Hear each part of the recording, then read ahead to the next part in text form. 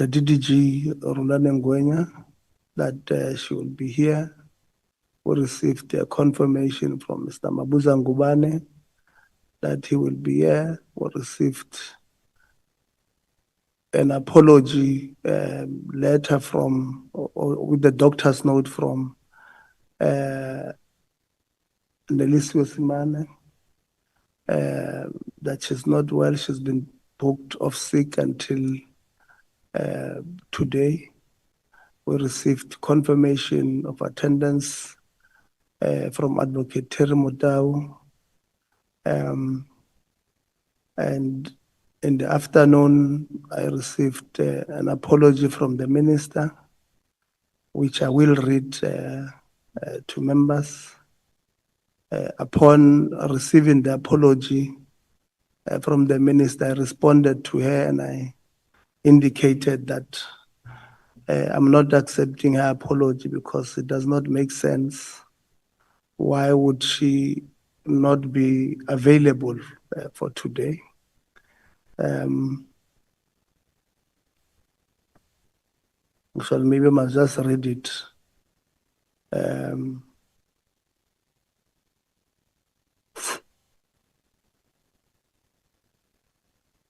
So that at least as we move along together. So the minister wrote to us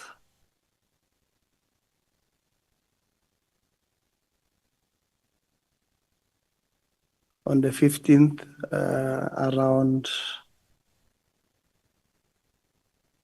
2 p.m.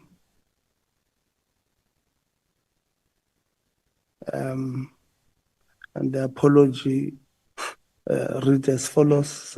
Dear Honorable Letsie,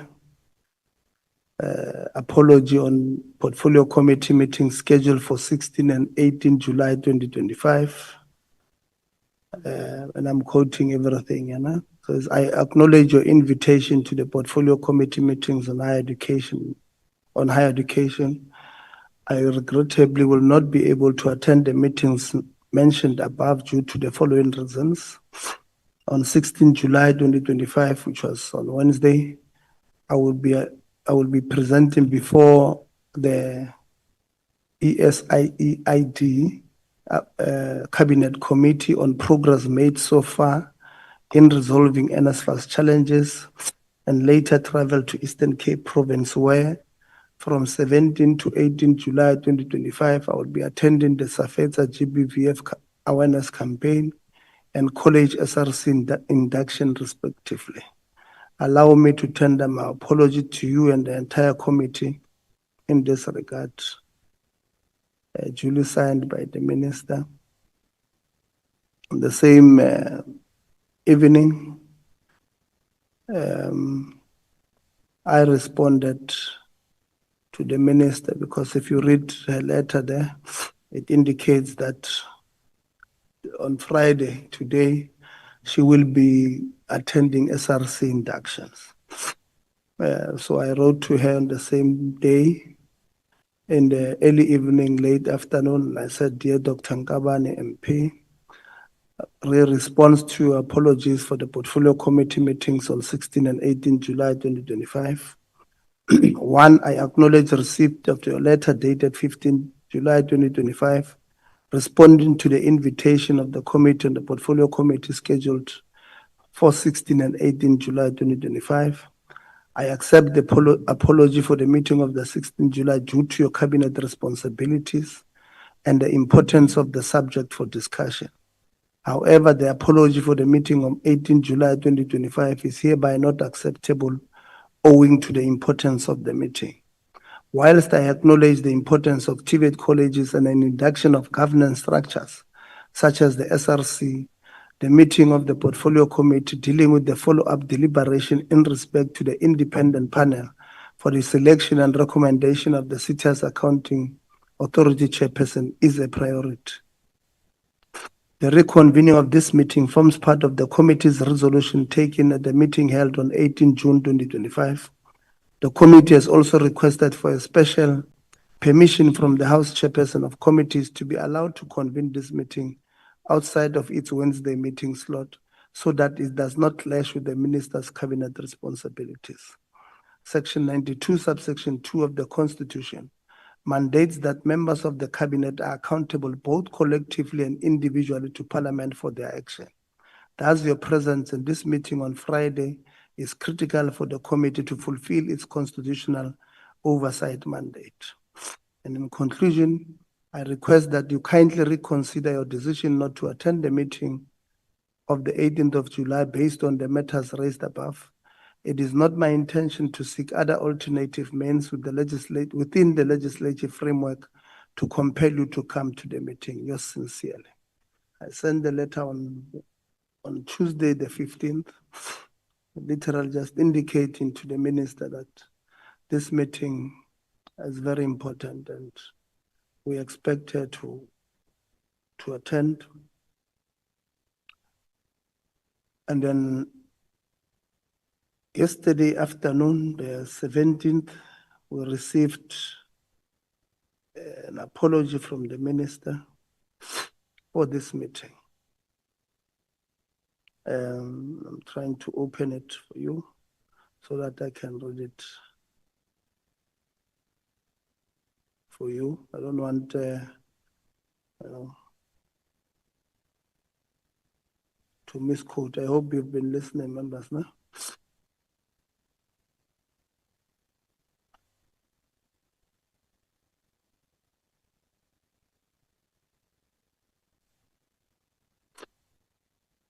I've got terrible flu here.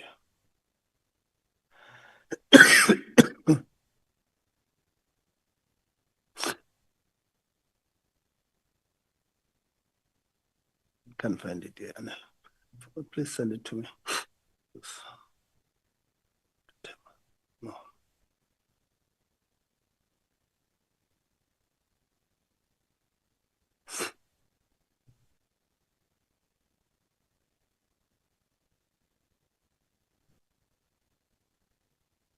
What's wrong?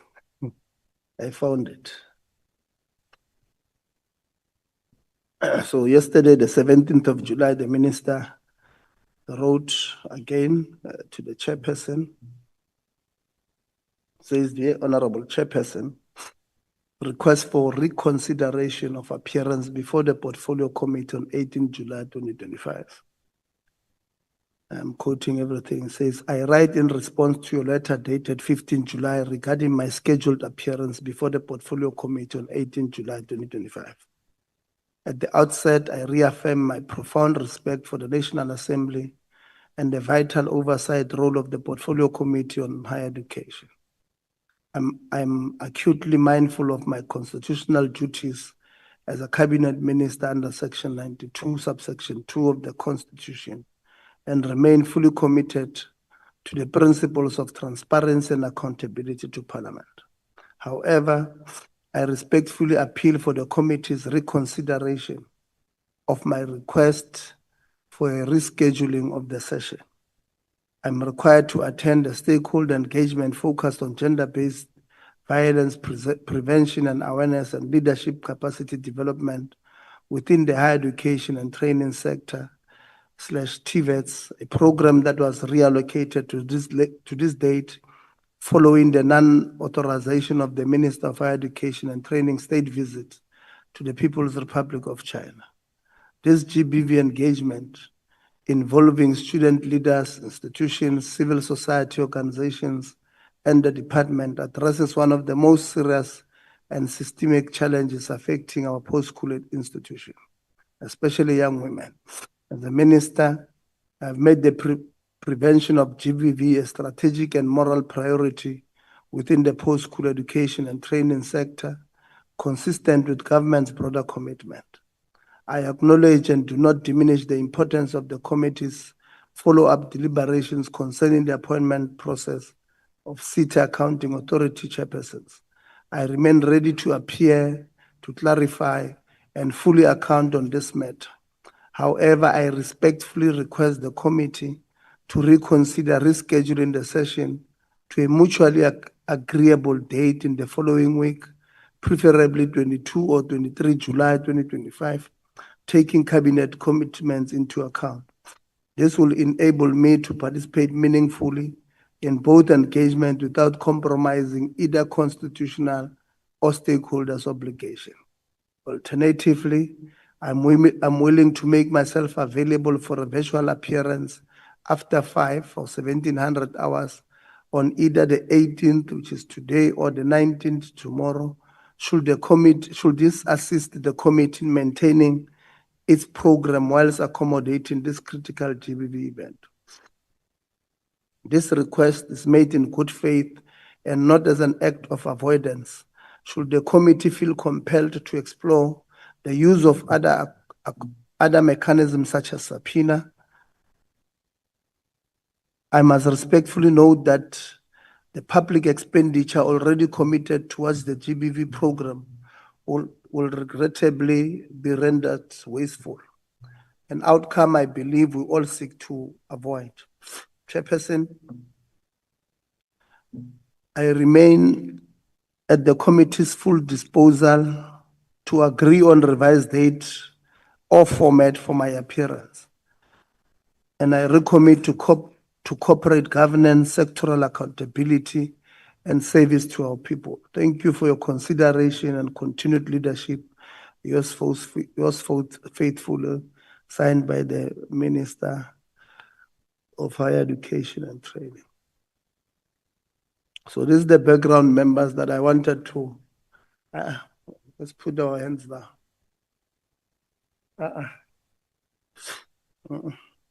Let's not, yeah. So this is the background that I wanted to give members so that we are all on the same page. And then this morning, I received an email from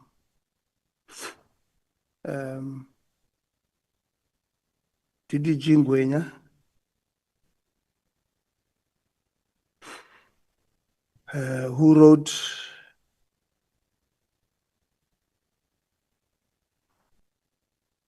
to us just after midnight. You remember that DDG Ngwenya had written to us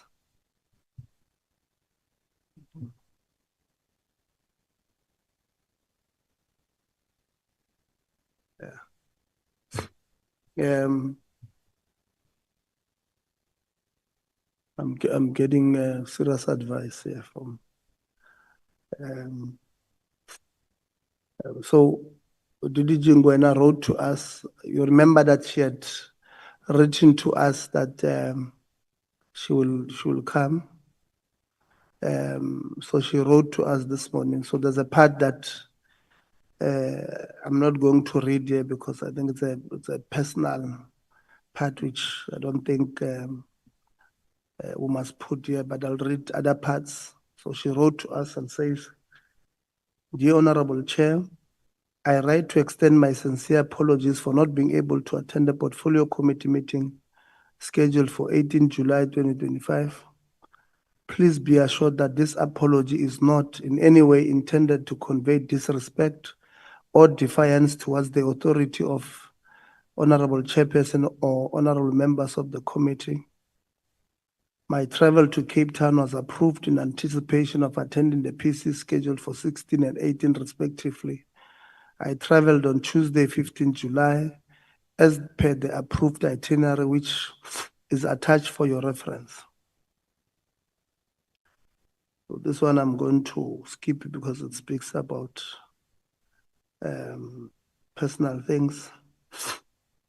On the evening of the 15th of July, 2025, an email was circulated from the Office of the Director General indicating that the Portfolio Committee meeting scheduled for 18 July has been cancelled, as the Minister had submitted an apology and consequently departmental support will not be required. I subsequently sought clarification regarding our attendance, particularly for those of us who had received direct invitations from the Honorable Chairperson. However, no clear directive was issued from the Office of the Director General. A follow-up email later advised that we should remain on standby as the committee had requested the Honourable Minister to reconsider her apology. We are informed that a final decision will be communicated in due course. In compliance with this instruction, I remained in Cape Town on standby throughout 16 July 2025. By 11:30 on 17 July 2025, no further communication had been received from the DG's office. Considering the financial implication, I sought permission from the Acting Director General to cancel my continued stay in Cape Town and return to Pretoria. This request was approved by the Acting Chief Financial Officer, and I subsequently rebooked on an afternoon flight, a return flight to OR Tambo International Airport. Unfortunately, official communication confirming the continuation of the Portfolio Committee meeting was only received while I was already mid-air en route to Johannesburg and was only able to see it upon landing. At that point, it was no longer feasible to return to Cape Town on the same day. This situation was further compounded by a personal arrangement made earlier in the day regarding my personal issue. So that's what he said. I apologize profusely and sincerely regret any inconvenience this may have caused. Your kind consideration of the above is greatly appreciated. So those would have been that would have been the background that I wanted to give. A few things that I want you to highlight as I'm going to give you to come speak. One would be to note that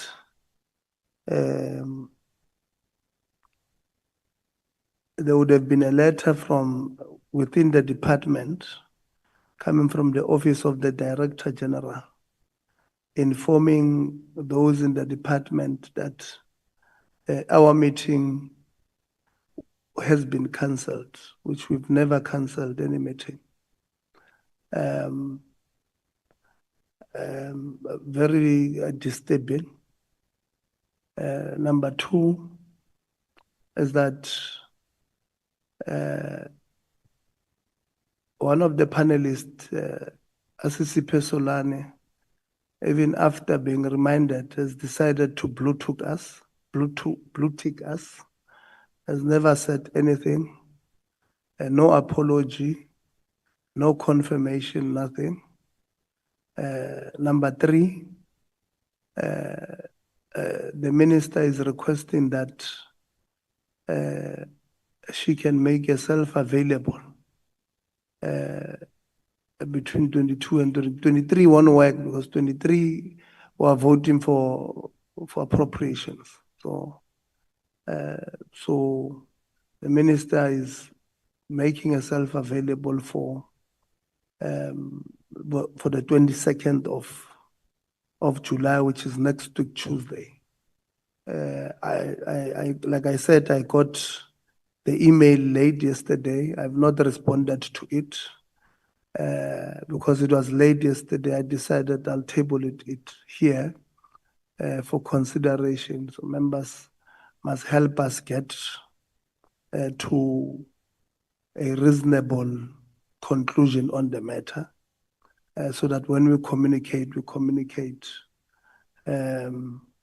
something that is reasonable. So those are the three issues I'm tabling before you. So one is that, I had accepted the apology of the Chief of Staff because she had attached a medical certificate, and the medical certificate had indicated that she's been booked off sick until today. So these are the issues that when I note you, I want you to help us to conclude on what do we do, the way forward on each of them. One is the apology of Dr. Ngwenya or DDG Ngwenya, Ms. Rulane Ngwenya, indicates that the Office of the Director General had communicated that our meeting has been postponed. We've never communicated such.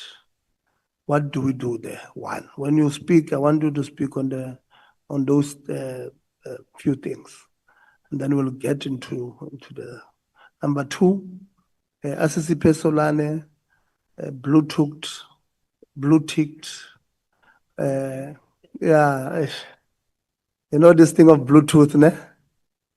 No, you see this thing of Bluetooth. I was transferring somebody something with Bluetooth, so they stuck with me. Blue ticked us.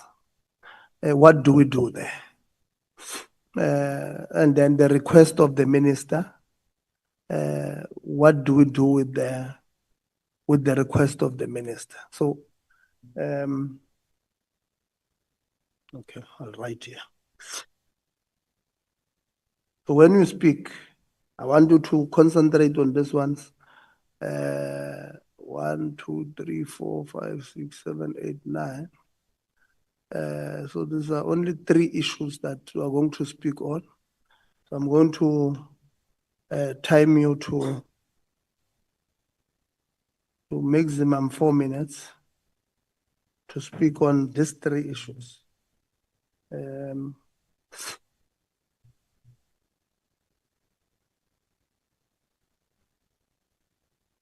So I'll go this way. I'll start with you, Khabo, followed you with Khakao, Desiree, Mkize, Zondo, Gubane, Souls, Lonzi, and Low.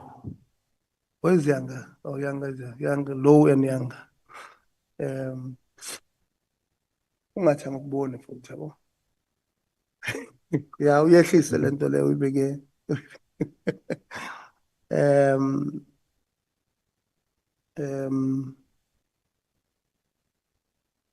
Honorable Khabo.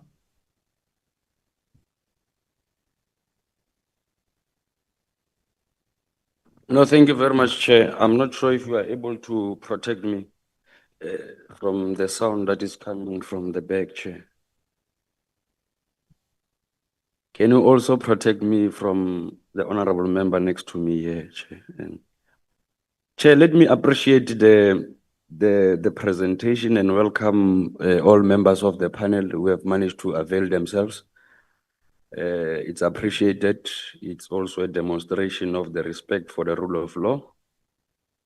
That one I thought I must indicate it first and foremost, because from where I'm sitting, those who did not come to this meeting, it's a clear demonstration for disrespecting the rule of law in its processes.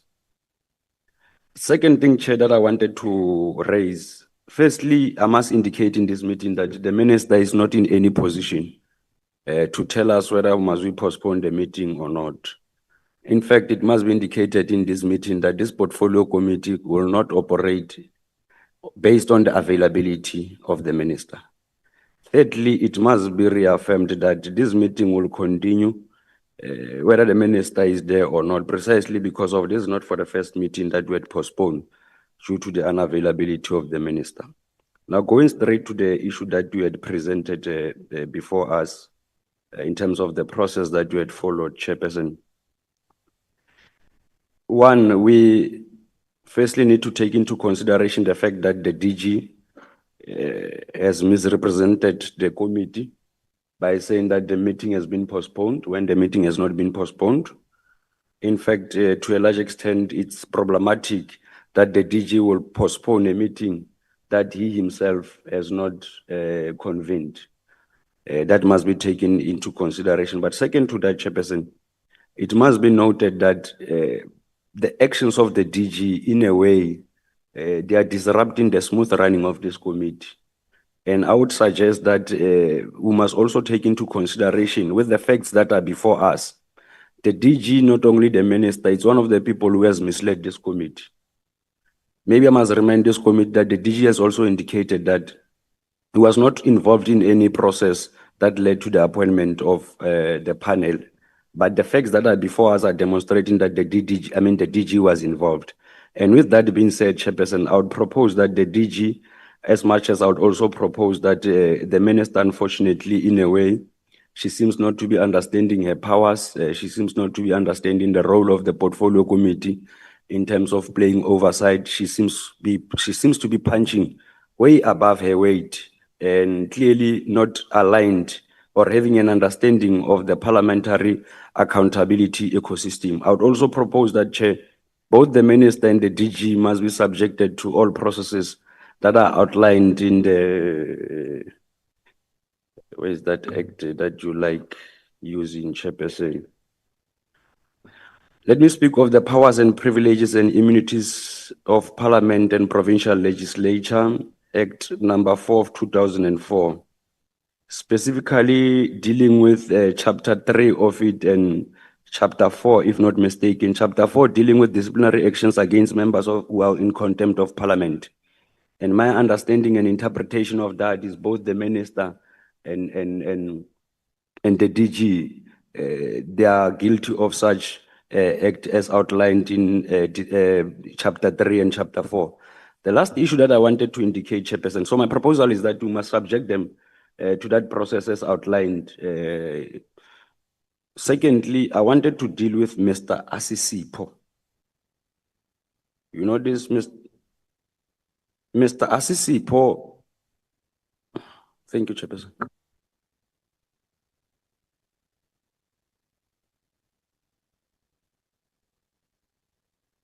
Rafa? Kyaleboha Chairperson, three things. One, Minister Nkabane, or that which is problematic. You don't need to read hard as to what's going on here. It is very clear to see. My understanding is that TVET colleges are the delegation of DM Manamela, unless things have changed. But if TVET colleges are a delegated function of one of Minister Nkabane's deputy ministers, there's absolutely no reason why the minister must be in the Eastern Cape herself. The same, because right now, 2 deputy ministers are sitting here who do not have any constitutional authority to appoint SETA board chairpersons, let alone convene a panel to advise them on that appointment. Essentially, we're sitting with 2 deputy ministers here who are not responsible for nothing, essentially unable to tell us anything that we need, because the person who's going to be able to tell us and who must be able to tell us what's going on is Minister Nkabane. And her being evasive in this process is not only a spit in our faces, because it's a waste of our time, but it's also a spit in the faces of the people of this country who depend on a ministry that's going to function properly, with a minister who understands their role as far as integrity is concerned and as far as conducting the affairs of ministry honestly. She is blatantly and clearly evading accountability here, and we see this. So that must be recorded, that this is something that is not acceptable. And if a minister who, according to the ethical code of conduct of members of the executive, can decide on which day she wants to come and account on which day she wants, then not only must the deputy president deal with him, but it maintains the point of why President Ramaphosa must fire Nobuhle Nkabane. That point must just remain clear there. But another thing here is important. As far as the letter that DGC she sent, the letter that was sent by the Director General, I'm sure that Mabuza Ngubane would have also received it. But he's here. So I'm struggling unless there's something I don't understand. If a DG sends a letter that goes to the entire department cancelling a meeting, and one of the staffers decides to follow the letter, then maybe Ntate Ngubane must now tell us how he is here and how Rulani Ngwenya is not here. And also, I don't take kindly to that letter either, because the people who invited her to this meeting are not her department. She wasn't coming here to account on departmental business, as is usually the agenda item that says the department must come and therefore this is the delegation. She was invited here on the basis of Minister Nkabane saying she sat on the panel. So the people that she was supposed to consult about whether the meeting is taking place or not is yourself and Anele Kabingez, and not Director Sish.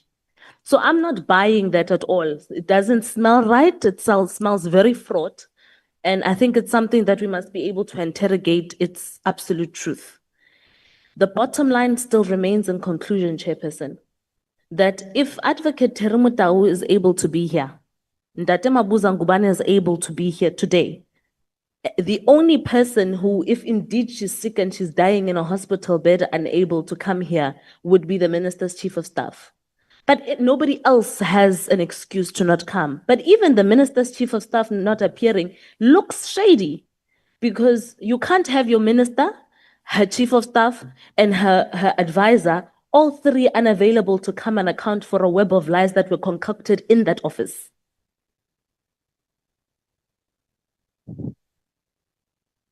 Honorable van der Walt, when you come, the two colleagues have not assisted us. I said to you, let's leave political statements won't help us. I've asked 3 questions. How do we move? What Can we call order, Chair? you're calling order on what? On you, Chair. What is the order? I mean, we are making a submission. The next thing you are telling us that we are not helpful. When our submissions have responded to the 3 questions that you have put in before us, what are you saying, in fact? That's not the point of order. Honorable van der Walt, there's 3 questions here on what do we do? Number 1, what do we do? We've got the allegations from the DDG indicating that they've received. What do we do from the DG? Number 2, we've got the advisor to the minister was not responded to us. What do we do? We've got the appeal of the minister asking us to reconsider having a meeting with her on a different date, preferably on Tuesday, the 22nd. Let's respond to those things so that when we make conclusions, we make conclusions based on those particular things. Honorable van der Walt. Yeah, Chair. Let me start off by saying on the DG.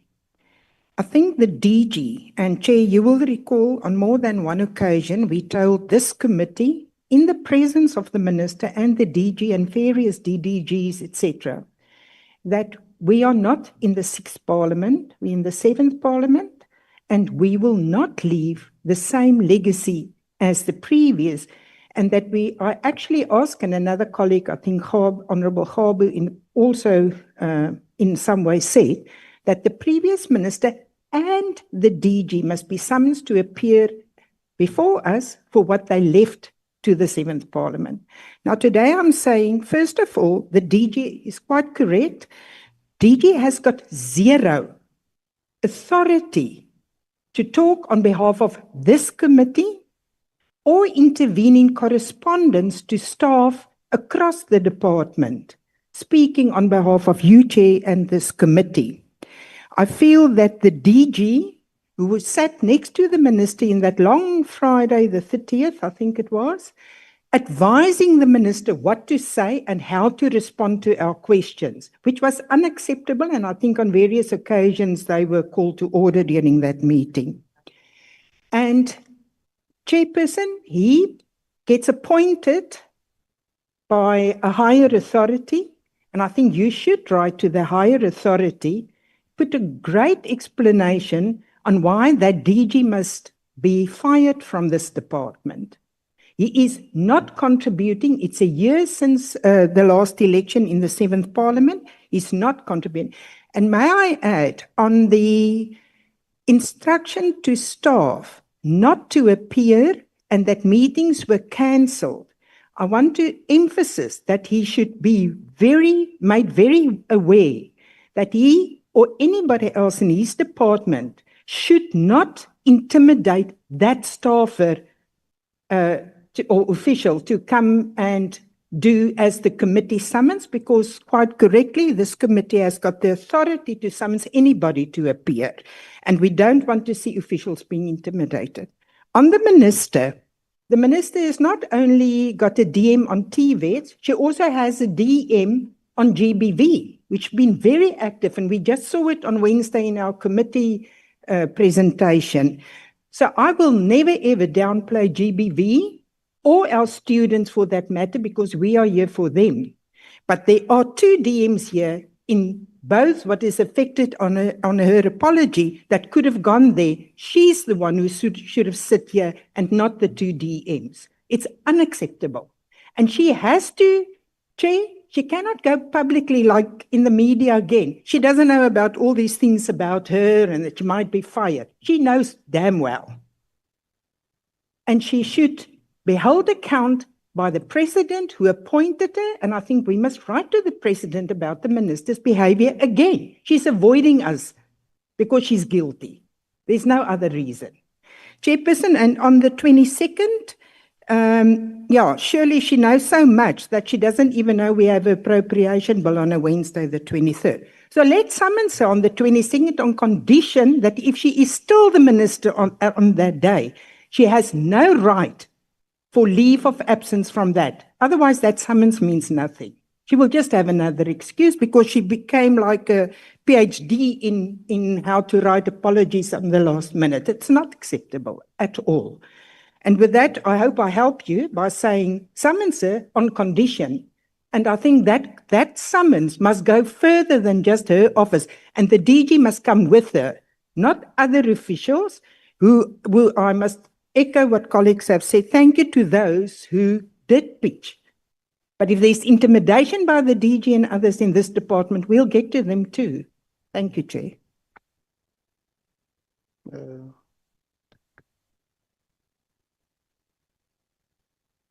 Kiza.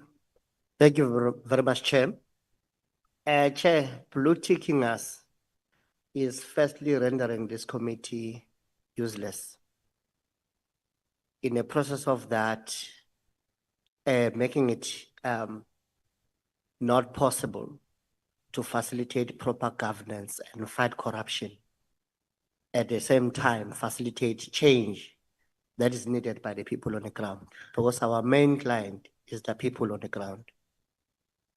So neglecting and compromising the people's mandate by blue ticking the committee, which is meant to support the department, government at large, in pursuit of transformation and redress of issues on the ground, is serious injustice. I'm aware, Chair, that even the MK party has written so many letters to the minister without responses. And this committee is here for the purpose to make sure that the right thing is done at the right time, the right way, right place. So if you blue tick it, you are actually undermining the state itself. So I move, Chair, that whatever mechanism is there to make people respect this parliament and its committees, respect the people, such mechanism has to be activated. Thank you, Chair. Well, thank you very much. Kiza. Only spoke on one item. Zondo.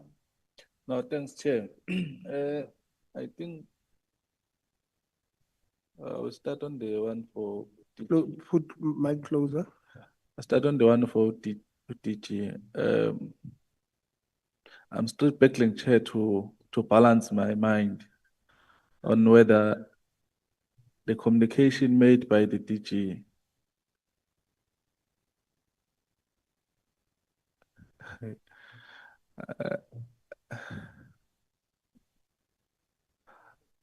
the communication made by the DG was officially so or something. Why I'm saying so? It's because we called someone straight, not via the department. And he get a notification to say there's no meeting now from the DG, whereas he was not invited by the DG. So that's why I'm saying I'm failing to balance in my mind to say, is the DG on the wrong side here?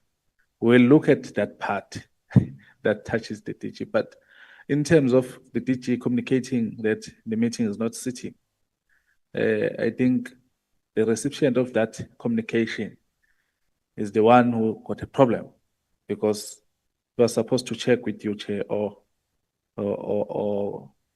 Anele, you know. So on that one, I think the person who's playing with us here is the one who was receiving this communication. Okay. The issue of the minister, I will second Honorable to say, let's give it Tuesday. Why so? It's because it will be the last date that we are giving her as the committee. Because now I don't know what she is trying to do, because you can't run forever. In fact, lies have short legs. That's why now we're here. And for me, Chair, I don't see, unless we'll say if we are continuing with this meeting, we are saying that we are holding a first half, then it's gonna be a second half, because that will be it. Because we want all of them, so that we'll deal with this matter once and for all. You know, so I'm begging to say, if we are continuing with this meeting, we are saying we have a first half with not a complete team, because even the panel is not all here. It's another case that the minister decided not to come. So on the issue of the minister, I think let's give it Tuesday as a final day. If she fails to appear before the committee, then I don't know what is the next step, Chair, from us before the president. We'll take that route to say we are done. If he decides to keep the minister as the minister, she will account to the president alone, because she can't account to us. He proved that beyond reasonable doubt that she doesn't respect this committee. I don't know if you have to come and give us all a high five here to say that I don't respect you, but he done it. I think I've covered your 3 points. Which one is left? Oh, the one that is Bluetoothing you, Chair. No, I think, Chair, we need to set the tone, Chair.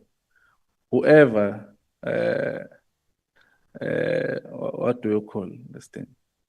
So to take us for granted, we need to take legal actions, very serious, for everybody who, when they look in this committee or any other committees of parliament, people must respect committees of parliament.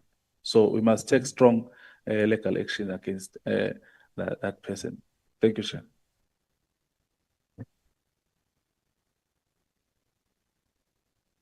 Thanks a lot, Chair. I think, you know, we woke up, all of us here, prepared to come and do the work of the parliament as members of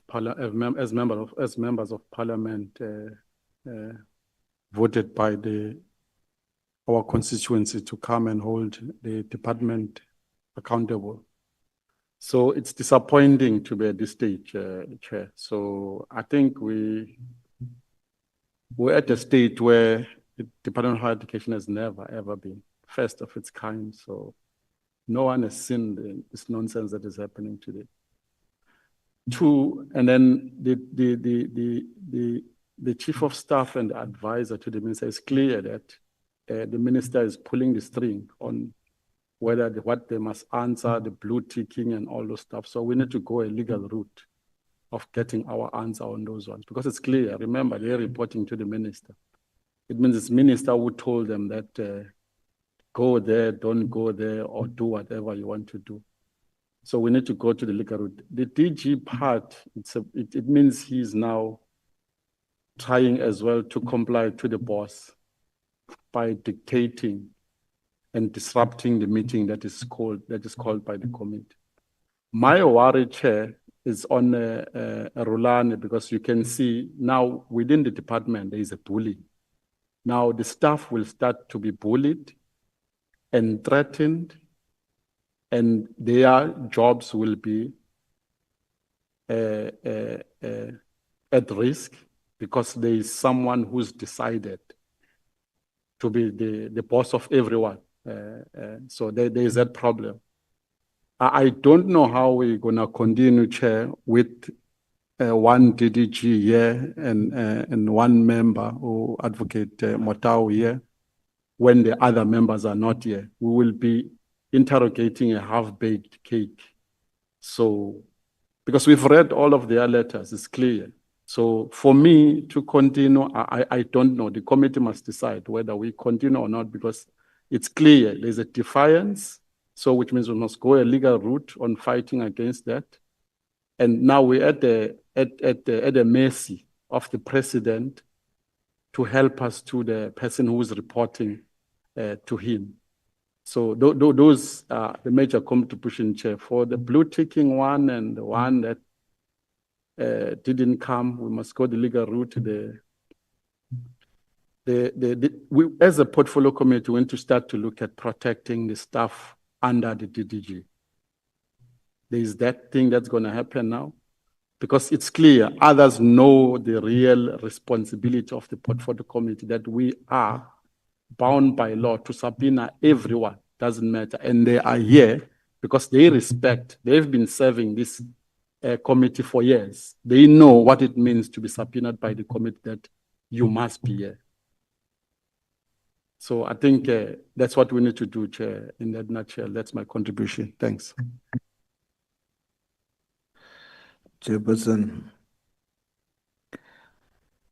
Marcus Aurelius, a Stoic philosopher, he says, the person who clings to falsehoods or refuses to acknowledge error suffers more in the long run than the one who is willing to learn and grow.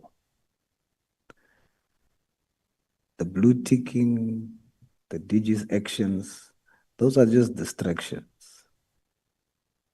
Our goal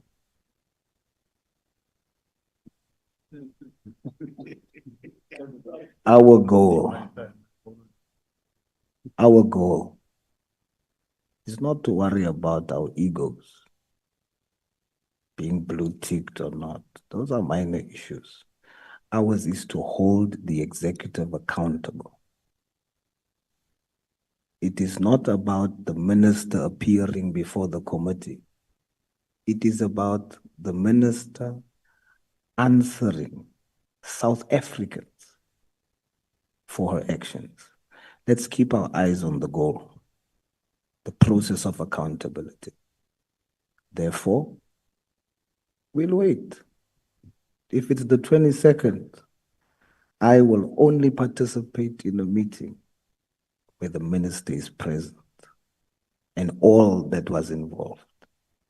So, 22nd, Chairperson, let's meet with the minister on the 22nd and hold her accountable for her actions. Thank you, Chair. Thank you very much. Hold on, Lonzi. I want to start this thing. It's going to start now when you think I'm sabotaging your time. You can go ahead. No, thanks, Chair. I don't think I'm going to be long. I think maybe to pick up from what Honorable Saul said is that there seems to be a forgetting of what really the main fight was about here from the start. And the fight was about having our SETAs do the work that they are supposed to do.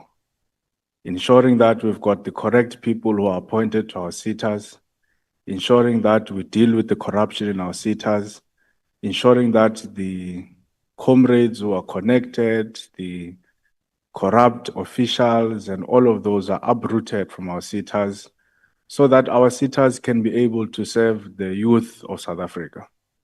When we woke up this morning, Chair, we woke up to statistics which said the South African Police Service advertised 5,500 posts for young people to participate in the training program.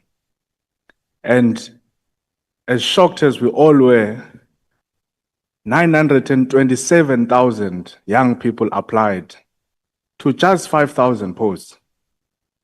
So it means at least more than 920,000 young people in South Africa are not going to be in education, are not going to be in employment, and they're not going to be in training, the so-called NEET youth. Now, that is the gap that the SETAs is supposed to fill, because the billions and the millions that our government invests, the budgets that were being debated and are going to be voted on, those monies are supposed to be used to upskill our youth, to train our youth, and to ensure that they are placed in the necessary firms. I mean, we know the corruption that happens. For example, if we look at what happens in the construction SETAs, we see how big business is able to take budgets, not necessarily to train young people, but to cut production costs. Because if I'm a construction company and I'm paying a workforce of 200 people, and then I convince or I trick government that I'm going to train 100 young people, I'm cutting costs, because it means now there are going to be 100 laborers who are going to be paid by government under the guise of the SETAs. So that is the main cause here. But of course, on the way, we then reach this major stumbling block of a department that is unwilling to take accountability and a ministry that is unwilling to take accountability of that particular work. So I just wanted to remind us, Chair, of where really this fight is coming from. But as I said, I won't be long. On the DG, I think, Chair, the DG must be called to come and explain why he would send out an email cancelling our meeting, because it's a meeting of parliament. Not even a state president can cancel a meeting of parliament. If the Speaker of Parliament were to call a meeting and the President, Cyril Ramaphosa, must come to the meeting, as powerful as he is, commanding the South African Defence Force and all of that, not even a state president can cancel a meeting of parliament. That's why we've got the separation of powers. That's why we've got the judiciary, the executive, and the legislature. It doesn't happen. So for a mere DG to think that he can cancel a meeting of parliament, I think that he must be called to account, Chair, and we'll give him our comments when he's here. Although very reluctant, I think I'll agree with Honorable Sauls. The 22nd of July is next week, Tuesday. So it's just, if we don't count the weekend, it's just one business day. And then I think if members agree, let's push our meeting to the 22nd so that the minister can be present. Thank you, Chair. Thank you very much. The president is not just the commander of the SNDF, is the commander of the armed and the disarmed forces, the real CIC. Honorable Low. No, thanks, Chair. I think, Chair, we've been dragging for about 3 months with regard to this issue. Chair, you omitted me again. No, I've noted you after Honorable Low. Sorry, Honorable Low. Let me start your time. Somebody disrupting me. Okay, Chair. As I was saying, Chair, while you are dealing with the time issue, let me... Chair, first and foremost, we would have requested that the minister must finish us with minutes, reports, and everything for us to could have convened this meeting, which we did not receive as a portfolio committee. Secondly, Chair, without having to want to fall into a trap where I'll be told we did not answer the questions. First and foremost, I want to echo the same sentiments that the minister must be sent straight right forward all the evidence to the ethics committee to deal with the matter without having to hesitate. Because we've been dragging, we've written letters, we've taken all the steps as the committee. And I think the parliament give us the obligation to refer such a matter to the ethics committee so that we can be able to deal with the behavior and the ethical conduct that we have observed as the members of parliament, one. Two, I want us to agree that for those that been blue-ticking us, there must be someone in this parliament so that they are able to come and reply and respond to issues. And three, I want us to afford the panelists who are here today an opportunity to respond to our questions so that as we compile our report, referring it to ethics committee with regard to what we have, it becomes solid. And then as we are going to summon the three panelist members who are able to get a solid report that gives directive as to what we want to attain. We can't forever drag the matter at the expense of the students who are suffering, not getting their allowances. We have seen lately now, NSFAS has released a statement to say they want to verify the private providers as to are they going to be paid or what. And yet our female students are yet to pay to their bodies because they have been abused because they don't have the means to pay for what is expected from them. So for those who do not come to the DG, because I know Ethics Committee to its act, for those who are come to Parliament can be also drawn to the committee. So it is quite important that we summon the DG, we summoned the DG Rulani, we summoned Solane to come and account here and strictly refer the matter of the minister to Ethics Committee. Because I can tell you, Chair, by the time we are going to even call the minister on the 22nd, we might have another issue that the minister might not be able to appear to Parliament. Now, fair enough, for progress sake for this Parliament, I want to recommend that we take the Minister to Ethics Committee together with the DG because the DG is accountable to Parliament. And then we proceed with the meeting where we are going to have to ask the questions as to was there a process, because we have read letters, we receive letters, and it's only important if we get clarity on a record purpose so that we're able to assist Parliament. So I don't want to wish to waste time. Those are my proposal to the committee, and I would wish that we proceed with the panelists who are here to clarify. Thanks, Chair.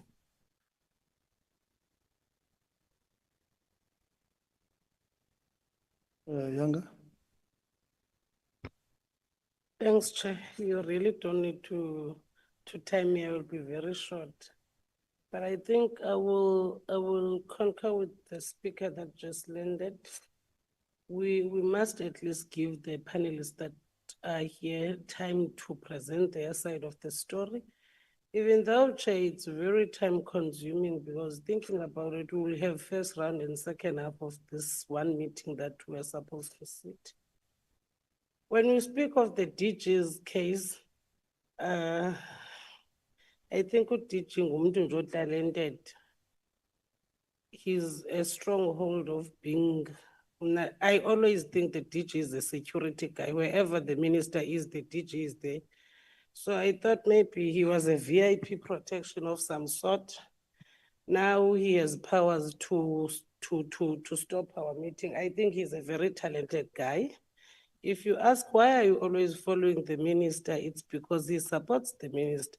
But when the minister is seated, they can't respond. He's not there to support. So we must summon the DG and he must give clarity why did he send the communique that he sent to this person that we called in this house. And thirdly, Chair, the meeting on Tuesday can sit only if the minister is here. I think maybe we will need to escalate this issue once and for all. The minister must come and account so that we end this business. We can't be running around discussing this issue for the whole year, whereas we have real issues out there that we need to respond to. There was a case that I was reading, Chairperson, that was sent to the committee by a student of UNIS. There are many that we need to deal with, and we have to deal with one problem that needs to be accounted for by one person who just does not want to come and answer. Maybe, Chair, with the powers invested in you, you must make sure that Tuesday she must come and her people, they must come and account, see Valele topic, so that we start with the new term, with new things, because this thing here has gone long, way too long.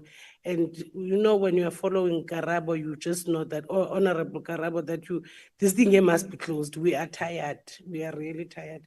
But to DG, and if one, he can stop following the minister and do his work, and two, and stop being a member of parliament. He has never been elected by any voters of South Africa, so he has no obligation to intervene on how we run our meetings. And the minister must not do it also, because we are seeing now she's trying to guide on how and when to sit the meeting. It must not be allowed by this committee or by anyone in this manner. Thank you, Chair.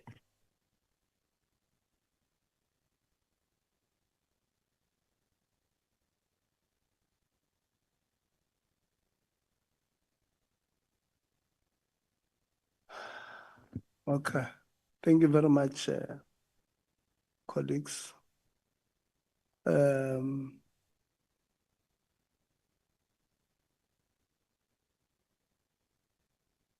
Yeah, Tuesday won't work as well. Because plenary is starting at 10. We just checked now.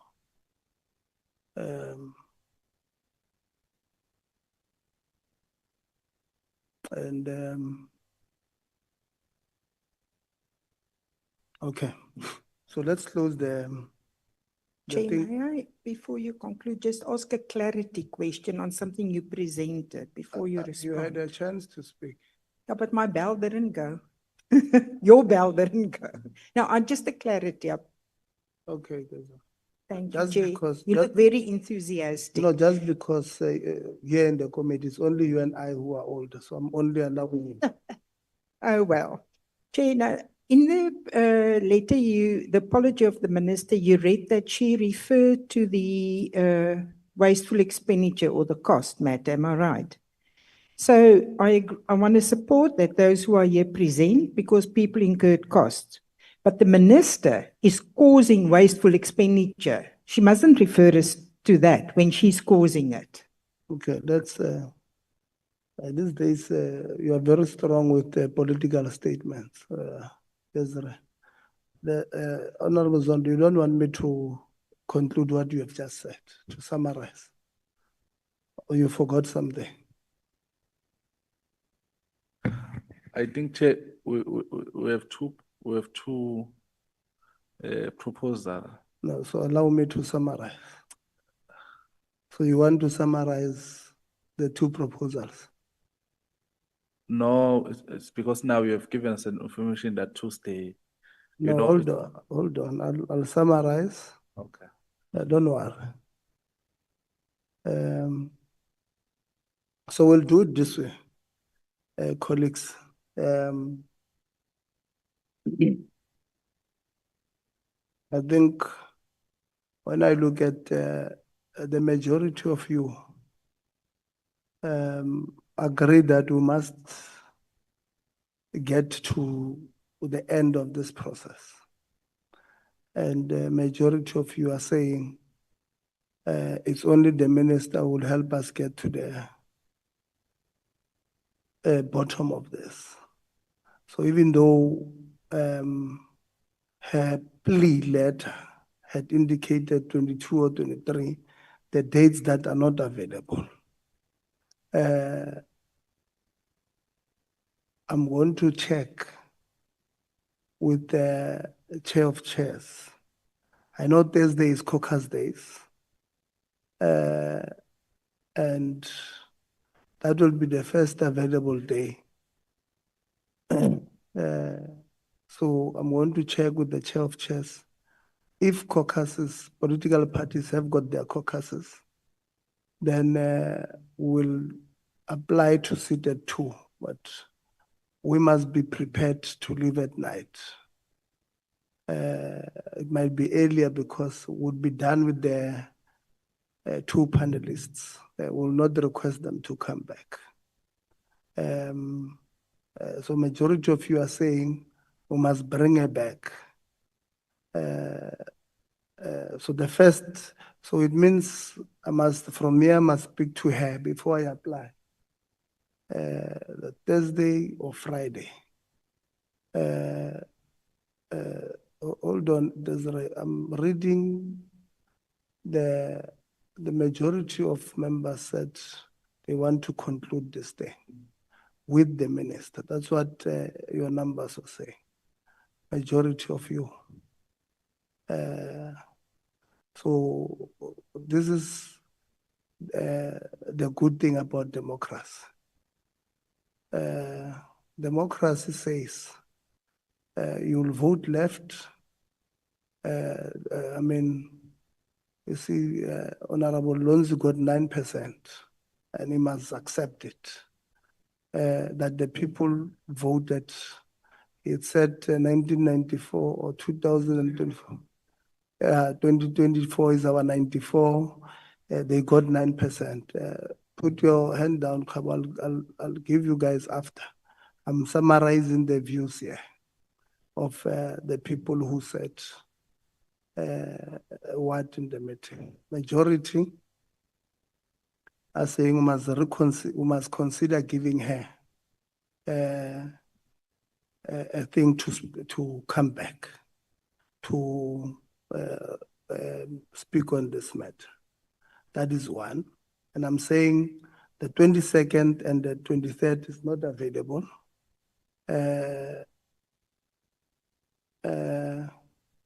We will apply for Thursday, but Thursday is normally a caucus in the morning. I know we don't have a sitting in the afternoon. It's okay. Or Friday next week, so that we close the matter, right? And then the overwhelming majority of you are saying we must summon the Director General to explain his role on a number of issues.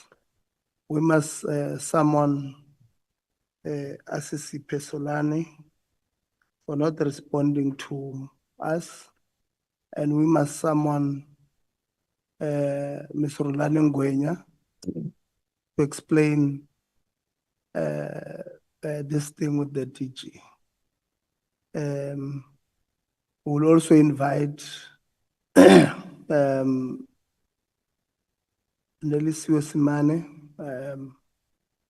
because at least some of you has accepted the apology. I mean, you know, when we don't have proof of somebody faking something, we must not make it a reality that there's such a thing. So then we had 2 members who said, in the meantime, we must send the minister to ethics on evading parliament.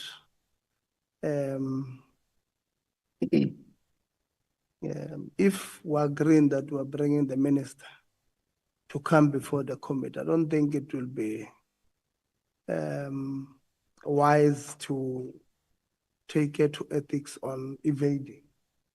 And I agree with members that minister, we must have a strong word with the minister that she can't tell us how to or when to have our meetings. We communicated this meeting with the minister last week, Thursday, on the 10th. And she only responded after we're reminding them on Tuesday that she may not be available. We did not agree with that apology. And she sent a message later, yesterday, just at the close of business yesterday. So I do agree with the members who are saying we can't have telling us how to run our meetings.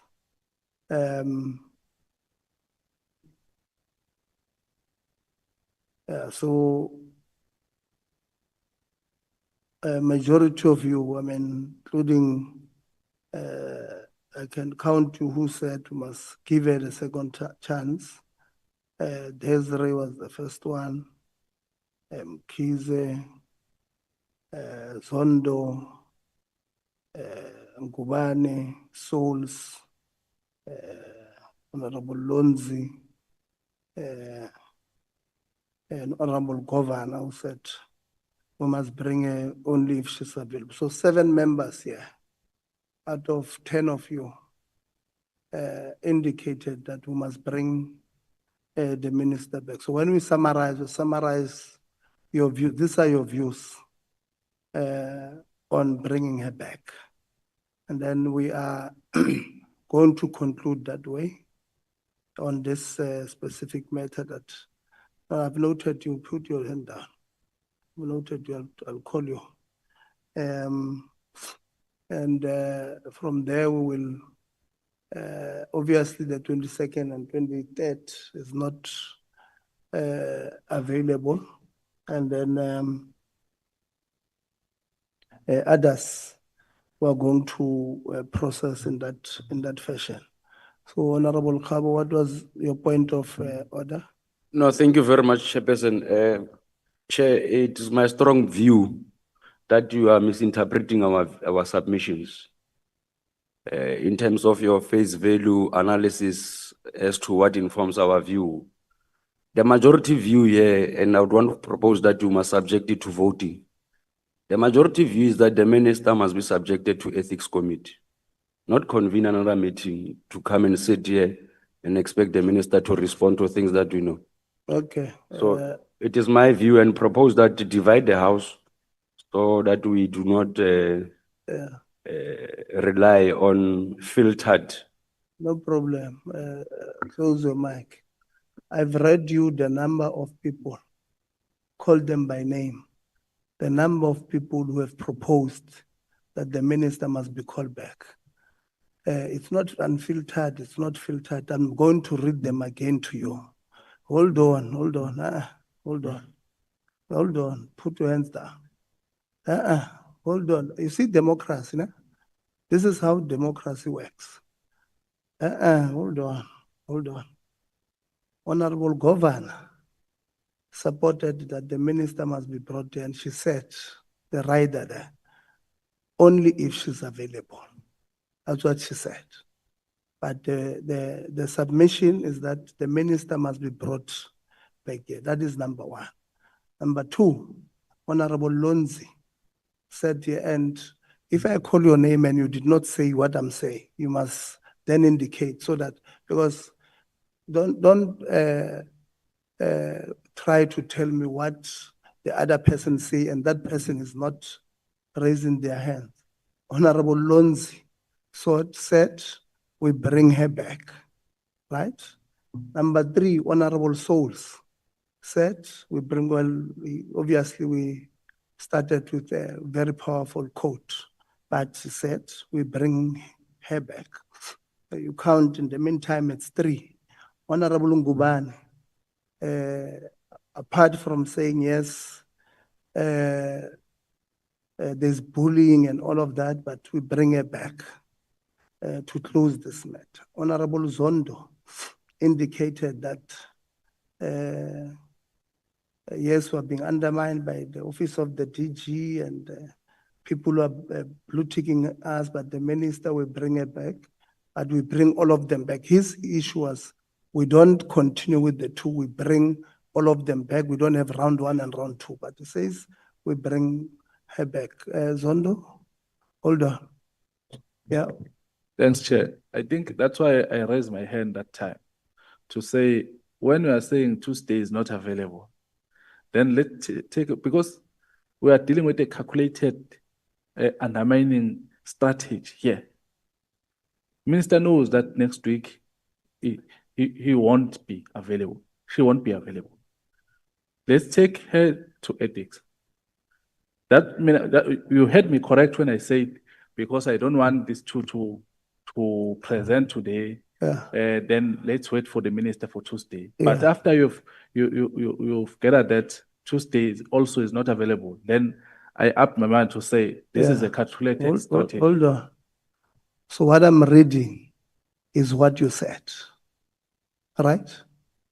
What I'm reading here is what you said, which is the point I'm making. So you are now saying you want to spoil your ballot on what you have said here. That's what you are now saying. It's a different matter.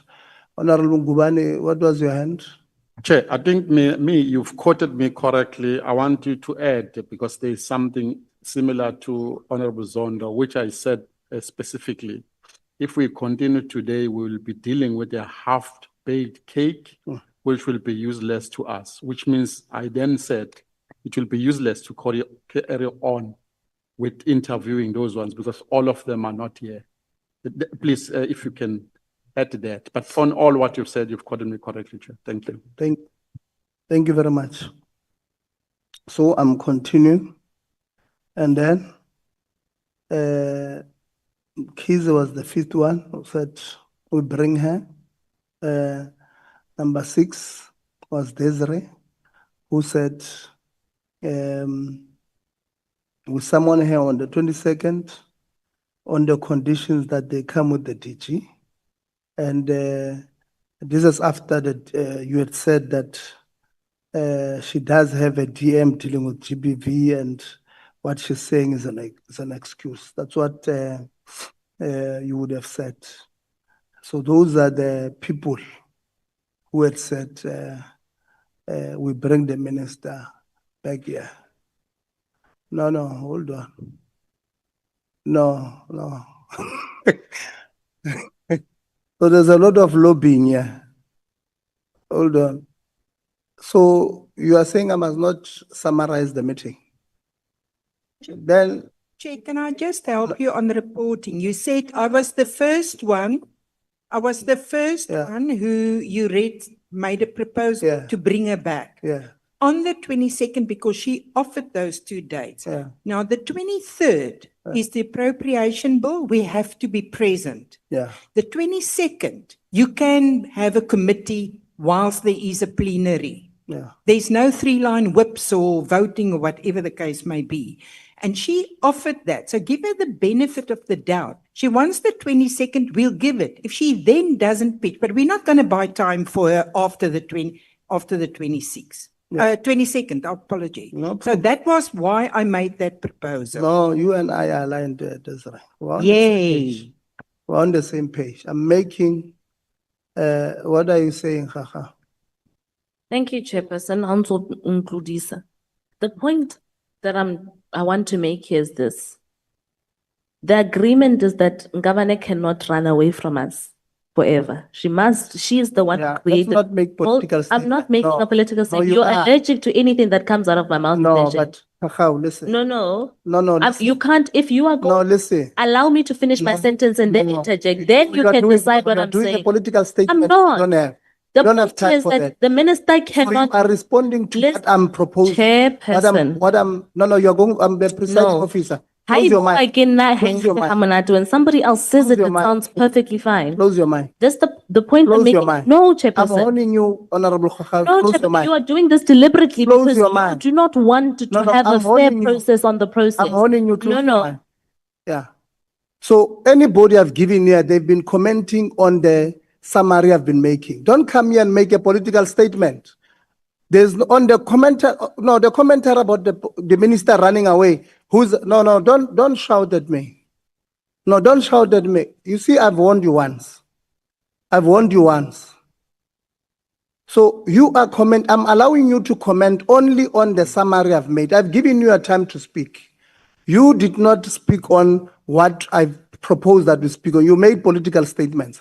And no one is going to make a political statement on this summary that I've made. I want you to, when you say, Chair, this is what you proposed, or this is what members spoke about, and this is your summary, this is what I suggest we do. That's what Desiree did. He said, she asked, no, you're making a political statement, and I'm not going to give you to speak. Because I don't have time for political statements. You are very serious. So this is how we're going to close on this matter. Desiree will try the 22nd, will apply. But if it does not happen, we'll check with the office. If we can't do, no, Monday we can't do, it's political party day. It's a constituency. We can't, that one is a long process. Will not win because I must first apply to George. George won't approve from your party. Yeah, no. So we'll try Tuesday, as she had indicated. Before we leave here, I would have made sure that at least we have submitted our application. If not, we'll either try Thursday afternoon or Friday morning, but it will be by end of next week would have concluded the matter. These are the views of the members. So this one we have closed with members. We're going to continue on this thing. No, Order, you said you're dealing with the summary, and this is what I was trying to caution you on. no. There's another Who element asked of the you- ethics that's who asked missing you- behind. Asked you to No, open your mind. Wabana, what you're doing to me, you should But be who able to asked do you with to- everybody else. You're who not going asked to you to open your victimize mind? me because you don't like me. Who asked you to open your mind? Chairperson, I'm you're on- close asking your us. mic. No, No. Chair. Close your When mic. other people open their mic, Close do your not mic. fight. When Karabo Larato Kakao does it, Close your all hell mic. breaks loose. You see, I'm warning you now for the 5th time. I'm warning you for the 5th time. We are not going to do that here. This is the 5th time I've warned you. Honorable Lonzi. No, I'm just saying. I'm just saying you must. Honorable Law, on this, on the summary that I'm saying, what are you saying? Chair, due to the recent conundrum and much more misunderstandings, I want to echo that we relook onto the proposal, because I would have proposed ethics given the fact that we've exonerated all the avenues and there were about a mixture of members saying we should. So I'm proposing we revote on the matter to say that given the fact that we've rejected the approach of the minister, we can't be considering a date if we've rejected the approach of the minister. And then thirdly, we are saying because this matter now is a serious matter, and we've concluded on to it. There are elements of sabotage where there were members who have sent letters not to come. We take the matter to ethics with the evidence we have and we summon the three, and then we continue with the committee so we don't delay the progress of making sure the department is going forward. That was my proposal. Thanks, Chair. Yes, and I said there's two people who spoke on the issue of ethics. But when you say we must take the matter to ethics, what part are we submitting to ethics? What are we saying? Yeah, explain that part. Chair, when you take a matter to ethics, initially it will be a matter that you are misled. Ethics must investigate, and we've been bringing the matter too long as a committee. And as we are sitting here, there are letters of members of the panel, letters appointed by the minister, who are saying they were never part of the process who participated, as we've read the letters, and they are here also to give effect. And already, thirdly, Advocate Rulani has been told not to come to a parliamentary meeting as an act of sabotage. Now, I am saying, and I'm proposing that we refer the matter to ethics because it has all the apparatus and the tools to deal with such elements of behavior and conduct at a point where the committee has exhausted all avenues. Thanks, Chair. Okay. So the committee members, they're saying we bring her on the 22nd, as per her letter pleading with us. So when we write to ethics, we then say we have exhausted all avenues. How when members just resolved that we bring her in that particular meeting.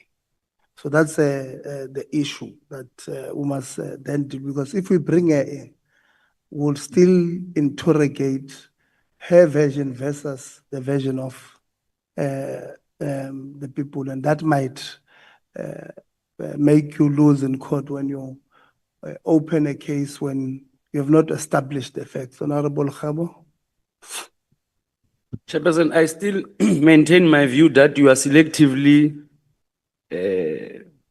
understanding our submissions in terms of our views. That's why I would still maintain my view that you must divide the House, because the two views that are before us are somehow related. Firstly, the proposal is that both the minister and the DG must be submitted to, must be taken to the ethics committee. The second proposal says that she must come on Tuesday. And out of all the members who have spoken here, both of them have touched on these two issues. It is my view that you are selectively choosing which one do you want to entertain. Divide the House and say that those who are saying that she must come on Tuesday, because from where I'm sitting, there is a view that there's no need for us to call the minister on Tuesday because we have called her for the past three times and she did not come. It is for that reason that we must conclude that she must be taken to ethics committee, listen to the views of the panel members, take note of their submission Yeah. as part of the package to the ethics committee. So divide the house on two issues. Yeah. Whether the meeting must sit on Tuesday or the matter must be taken straight to ethics committee. So that we conclude this matter, Chairperson. Thank you. Kakao?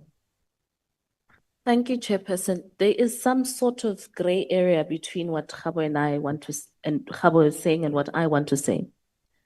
This is the point I've been trying to make all along.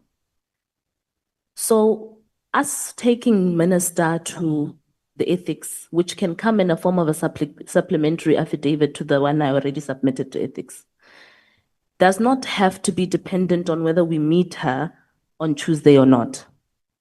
Don't know she's been defiant.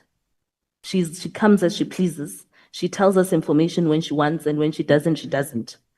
Her not coming today again is a clear case example of her trying to run away from the accountability mechanisms of this house.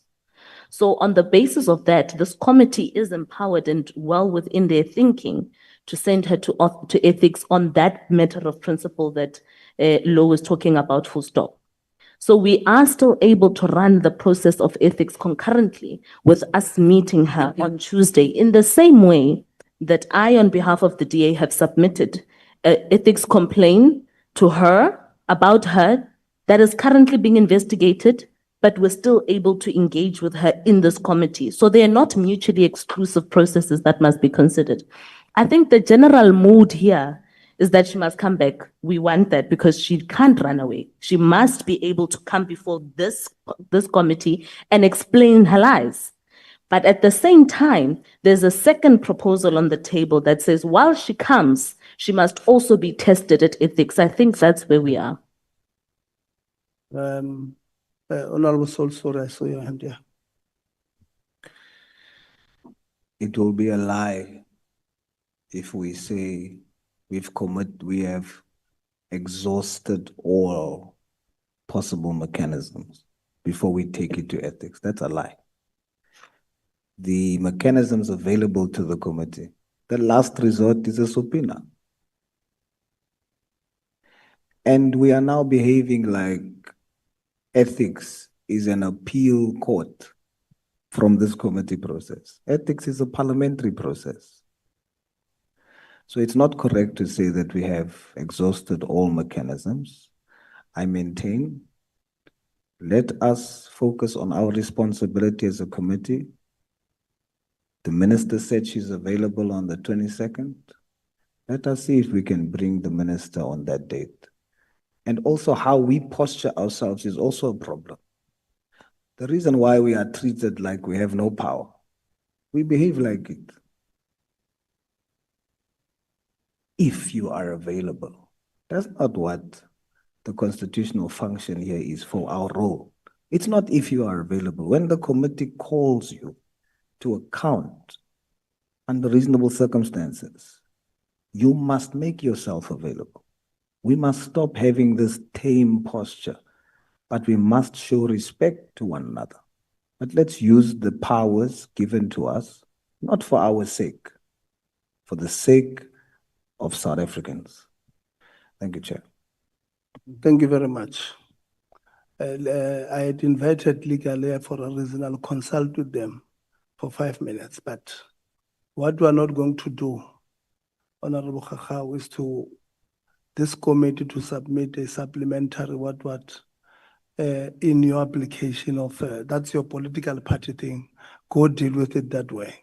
This committee will not be submitting any supplementary document in the ethics committee. We're not going to do so. If the committee takes a decision that we must go that way, we will start our own as a committee, because we're not a youth movement of your political party. It's not going to happen. That's the first thing I want to do. But secondly, you must not, I think Honorable Souls is correct, but I'll consult legal on the proposal of taking the matter to, you see, the reason why I was asking, when you take a matter to ethics, you must be certain of what you are asking there. You are you know, it's different. Now we can continue with the matter, in my view, because we have, as the committee, we have never subjected the minister to any other committee. But once you do that, you must then be careful. And this is what legal, I'll sit down. If the committee takes a decision to say, we are taking the minister to ethics because we believe she has misled the committee. Tomorrow, she will have, in my view, a legitimate legal defense to say, why do they then want me to come up here before them on the same matter when they've referred it somewhere? You can't do it. For me, legally, it doesn't make sense. But I said, I'll consult with legal. But what you are asking us to do is to shoot ourselves in the. If we say we take it to ethics, it means we're no longer proceeding ourselves, because then you'll be subjecting the minister to currently we can, because it's not our submission to ethics. It's a DA submission. They can deal with it there. But if it's a committee, if the committee takes that decision here, the minister will have a legitimate reason to say to you, no, but you are trialing me twice on one matter. I don't know what they call it in legal terms, but there must be something. But I'm going to consult with legal, and then from there we'll come back and take a decision on the matter. So we'll take a 5-minute break. I know Honorable Buti Manamela has had apologized because he has a program, a Mandela Day program, where he has offered to cut his hair there for 67 minutes. So where he's going to, but now we're late for him. So I'm just, before we consult with legal, I'm going to ask, because your resolution on the meeting of the 18th that said we must invite them so that they indicate what was their role. And that is primarily why they're here. So I think we've kept them long enough. We must ask them to clarify whether they played any role, and then it's even Deputy Minister Gondo is coughing. Maybe she also has a medical certificate she wants to present, but maybe let's allow them to indicate to us what was their role, and then we'll release them. And then Tate Nguban and Tate Terry, we apologize. We'll then start with you guys immediately after I've consulted with legal on this matter. So we'll start with you, Mema Gondo. So the meeting of the 18th that indicated that said I must write to you and ask you to clarify what role as part of the ministry, because members would have raised an issue that when we speak about ministry, we're not talking about the minister. You are part of the ministry, and you must clarify the position that you played in that process. So please take us through, and then Deputy Minister Manamela will come. I'll give you after. Let them. No, after yeah. No. Let's go, Honorable Gondo. Thank you very much, Chair, and good morning once again to the honorable members. Chair, I did not play a role in the whole panel process. I think everyone else then, got wind of the outcome of the process through, the media once the list was released, but I did not play a role. And I think, I'm speculating here. I think that was informed by Section 11 of the Skills Development Act, which, assigns the power to appoint chairpersons of the accounting authority of SETAs exclusively to the minister. Read together with Section 35, which says that the minister may delegate this particular power in writing to the DG or any other officer of the department. So section 35, in my reading of it, does not allow the minister to even delegate this responsibility to myself or Minister Manemela. So I was not involved at all. And like everybody else, I found out about the appointments when they were made public in the media. Thank you very much, Chairperson. Thank you, Chairperson. I think we're not required to play any particular role legally. I think it's the prerogative of the minister. And I think that's it. Thank you. Thank you very much. We'll be back here at 11:20. I just want to quickly speak to legal so that they help me on something, and then we'll come back with the panelists. Thank you.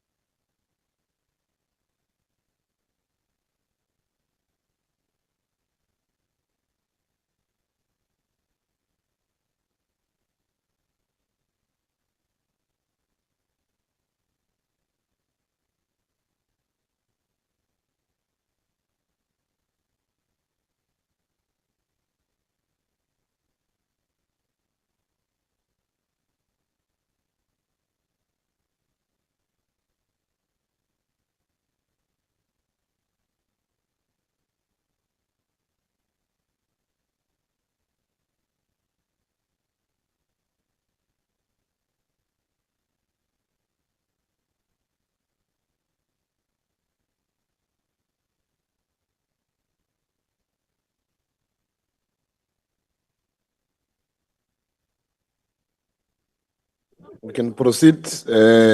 Honorable Souls, what's your view? Honorable Souls?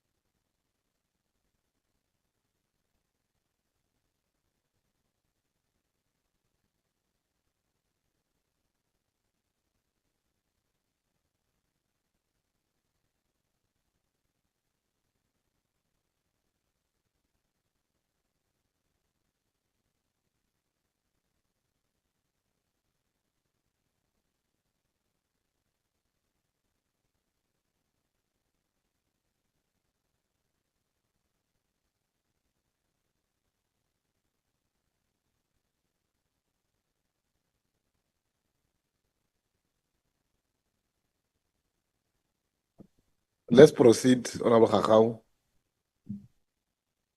Honorable Kakao, let's proceed. Honorable members, it's Friday today. We don't have the entire day, please. Yeah. Honorable members, we've invited panelists to come here, not to come and wait for us, please. Yeah, Chairperson, arrive. Yeah. We can't this Friday. I must go to KZN. Hey, Baba, I'm KZ. They say KZN. Nizani, madod. Yeah. Metsotso e tjhaile, re tlamehile re tsamaye bagaetsho. We can't. Yeah.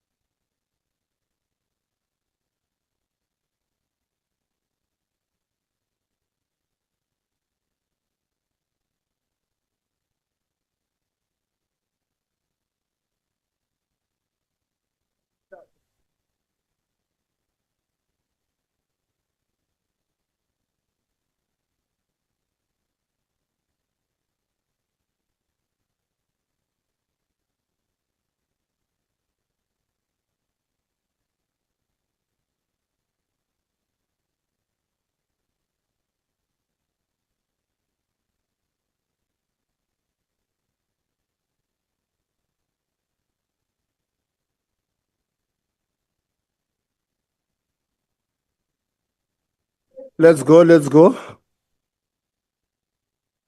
Arzam.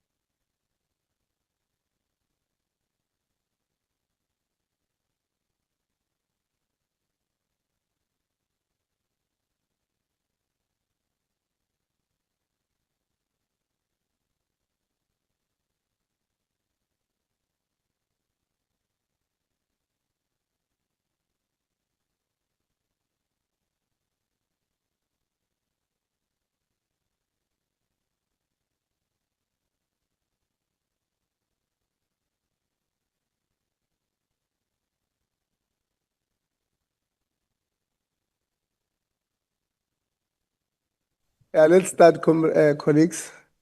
Yeah, comrades.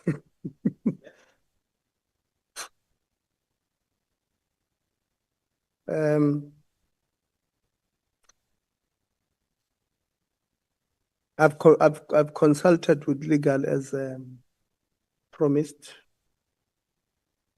and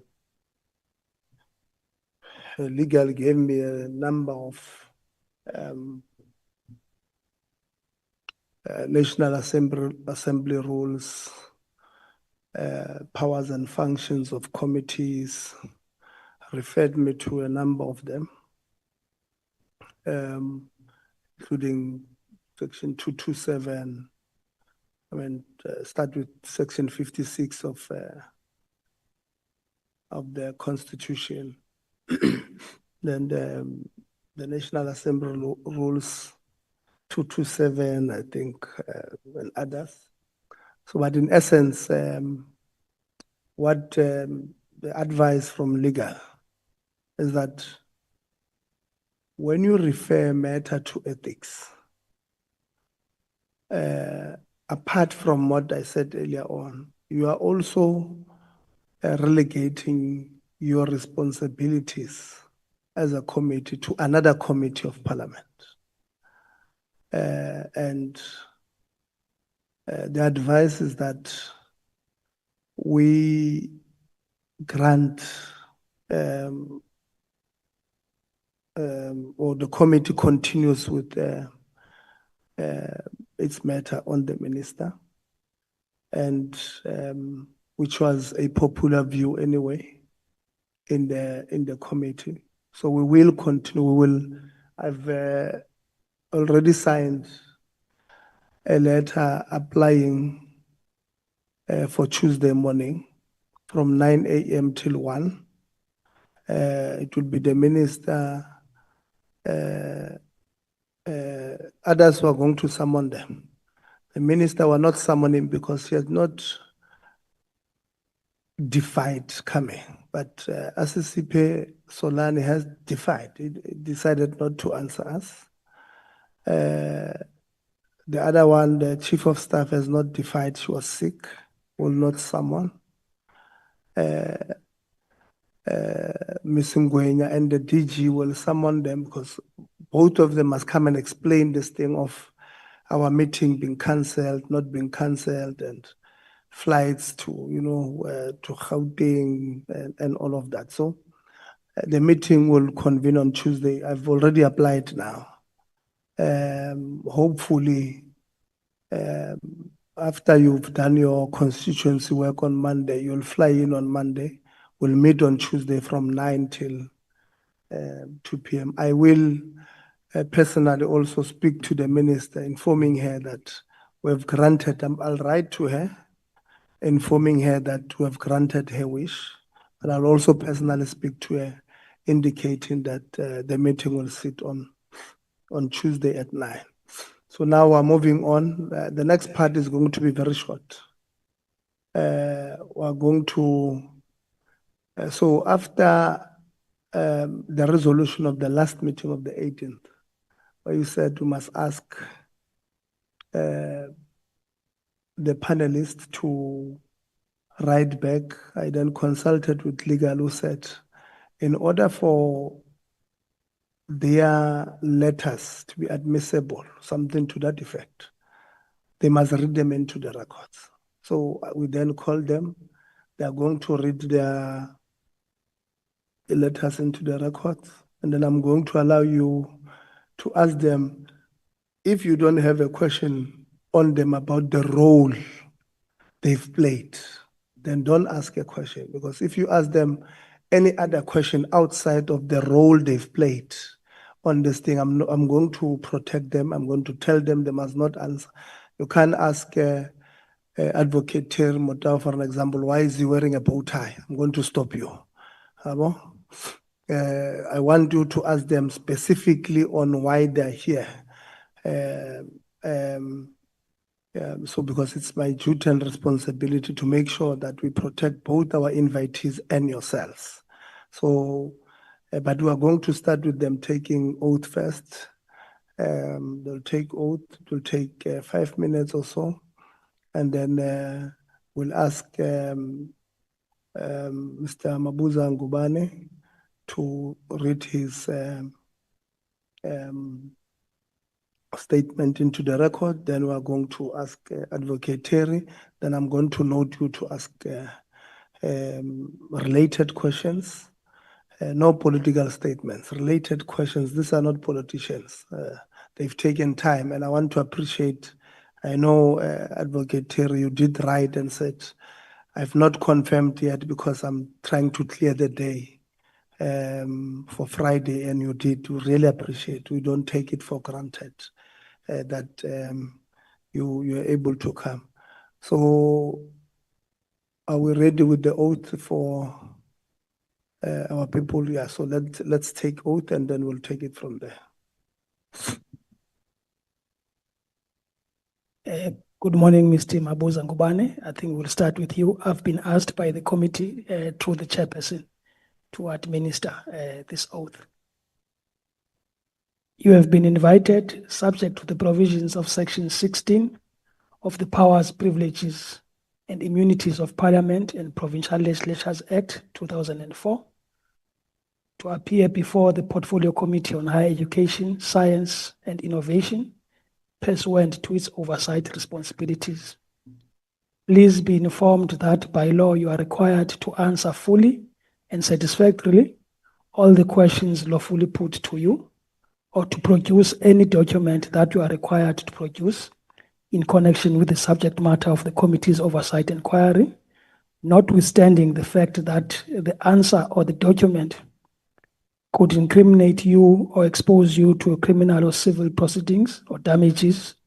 You are, however, protected in that evidence given under oath or affirmation before a house or committee may not be used against you in any court or place outside Parliament, except in criminal proceedings concerning a charge of perjury or a charge relating to the evidence or documents required in these proceedings. Please be aware that in terms of Section 17, subsection 2 of the Powers, Privileges and Immunities of Parliament and Provincial Legislatures Act, a person who willfully furnishes a house or committee with information or makes a statement before it which is false or misleading commits an offense and is liable to a fine or to imprisonment for a period not exceeding 2 years. You are required to take an oath or affirm that the evidence you are about to give is truthful. You may choose to take the oath or the affirmation. Which one do you prefer, oath or affirmation? I don't know the difference. Okay, then it means you are not objecting to take an oath. If you can say after me, I swear that the evidence I shall give I swear that the evidence I shall give, shall be the truth, sorry, shall be the truth, shall be the truth, the whole truth, the whole truth, and nothing but the truth. and nothing but the truth. Can you raise your right hand and say, so help me God? So help me God. Thank you very much.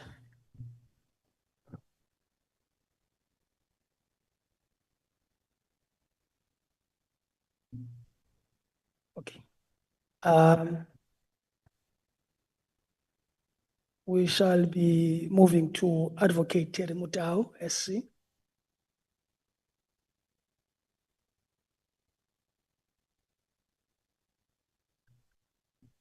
Advocate Terry Mutao, SC, you have been invited subject to the provisions of Section 16 of the Powers, Privileges and Immunities of Parliament and Provincial Legislatures Act 2004 to appear before the Portfolio Committee on Higher Education pursuant to its oversight responsibilities.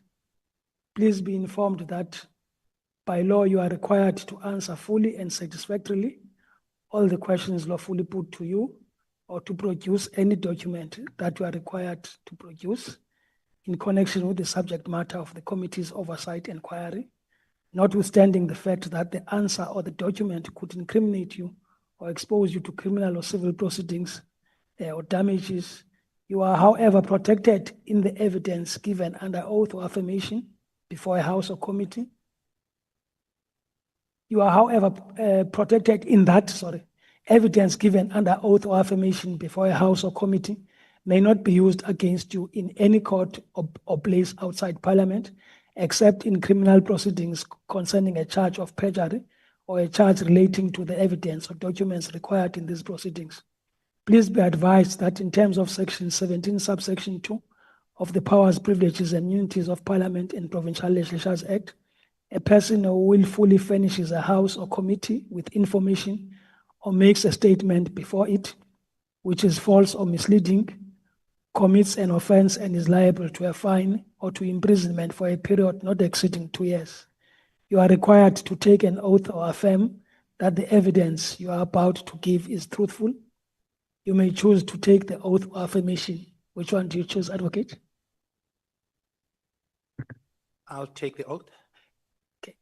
Shall you then repeat after me? I swear that the evidence I shall give I swear that the evidence I shall give shall be the truth, shall be the truth, the whole truth, the whole truth, and nothing but the truth. and nothing but the truth. And can you raise your right hand and say, so help me God? So help me God.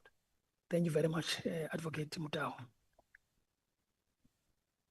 Thank you very much, Legal.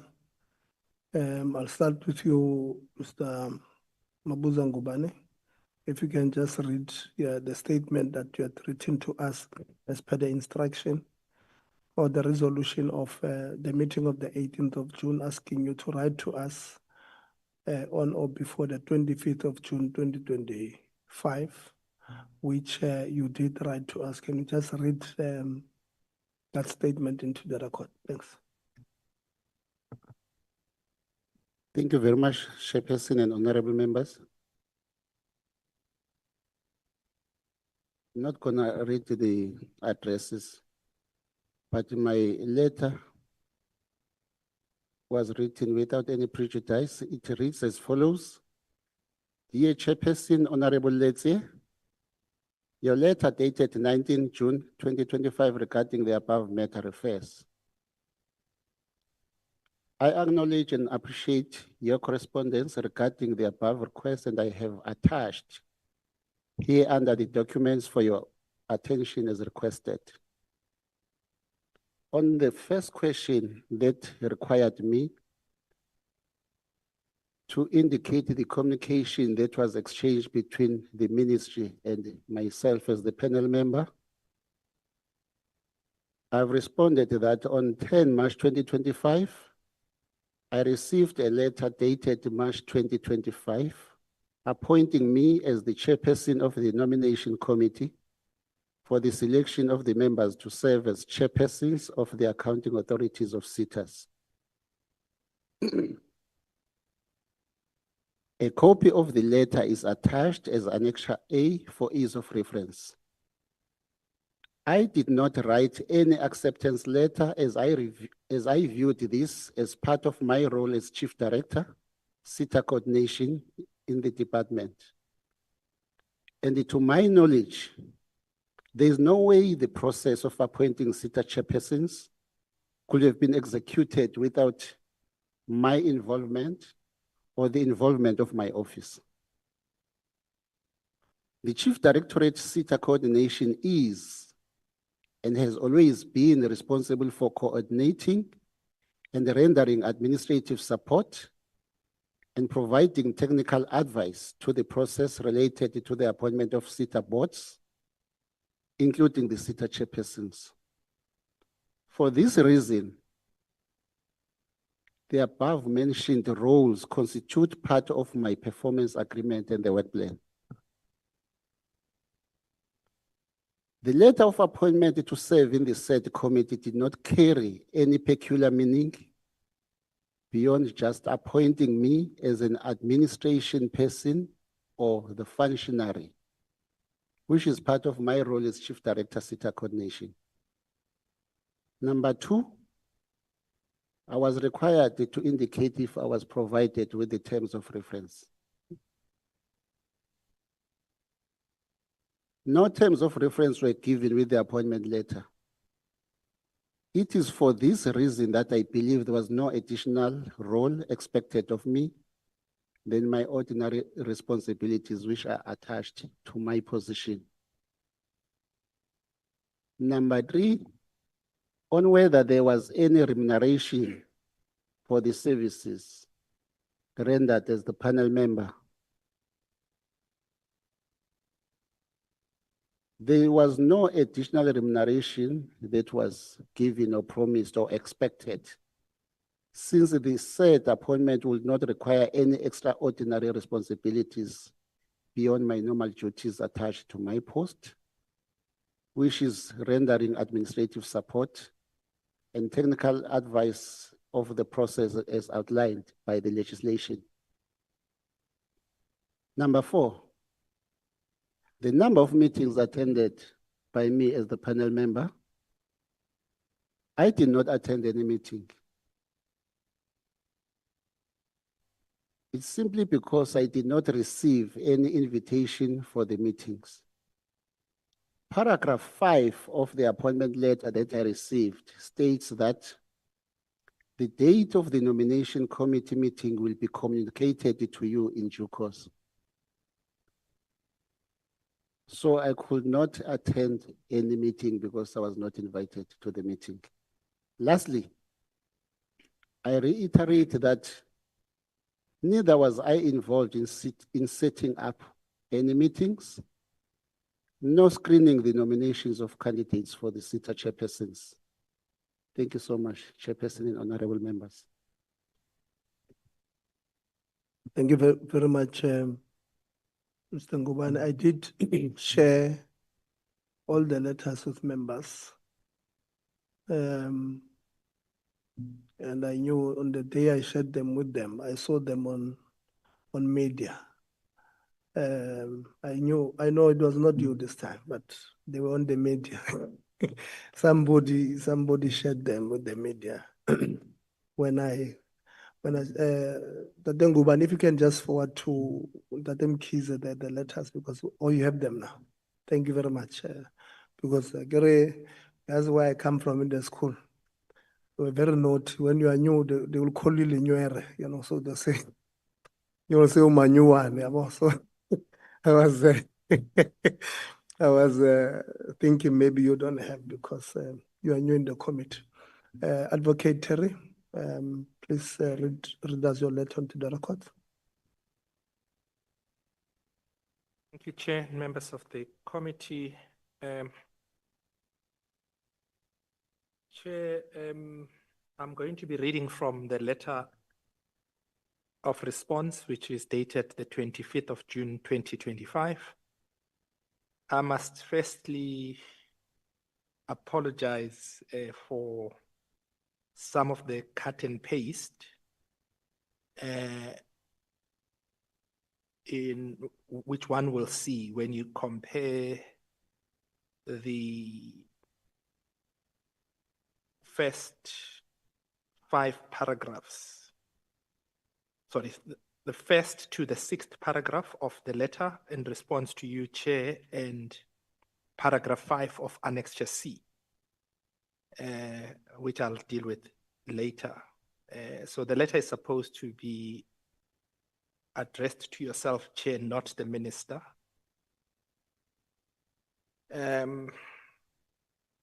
On 18 March 2025, I received a copy of the Minister's letter dated 15 March 2025, appointing me as a chairperson and setting out what assistance the Minister required, including the criteria to be followed, and the copy of the Minister's letter of 18 March is attached as Annexure 1 to the letter. And I point to paragraph 5 of the Minister's letter, which is Annexure A, in which the Minister stated that the date of the nomination committee will be communicated, and this I'm quoting to you, in due course. And following receipt of that letter from the Minister, I was then contacted by 2 people from the Minister's office. The one is Ms. Rulane Ngwenya, who introduced herself as the DDG from the Minister's office. And the second was Mr. Asisi Posolane, who informed me that he is the Minister's advisor. And the purpose of the 2 calls was to set up a preliminary meeting to deal with introductions and issues of logistics. Then subsequent to that, a meeting was arranged with Mr. Solani, at which he was in attendance together with Mr. Luvo Makasi. And during that meeting, Mr. Solani indicated that the term of office of the current incumbents, that is the SETA chairpersons, was going to expire on the end, by the end of March of this year. And for that reason, the process needed to be completed by, or at least before then. And my response to that was, it seemed impossible to achieve that task within that stipulated deadline, given what needed to be done. For example, the finalization of the composition of the independent committee or panel, determining how many applicants had been received, processes of shortlisting, etc. And if I can just pause here and just say, in response to that, what I was told was that the Minister is likely to not accept the point that I'm raising next, which was following the point of indicating the impossibility of attaining or finalizing the task by the end of that month, given that we are already on 15 March at the time. I then suggested that perhaps it would be better if I consult with the minister with a view to ask her to consider extending the process by a period of a month. The response to that was that the minister was not available. She was in Japan at the time, but that my request would be conveyed to her and that Mr. Solani would revert to me regarding the minister's response.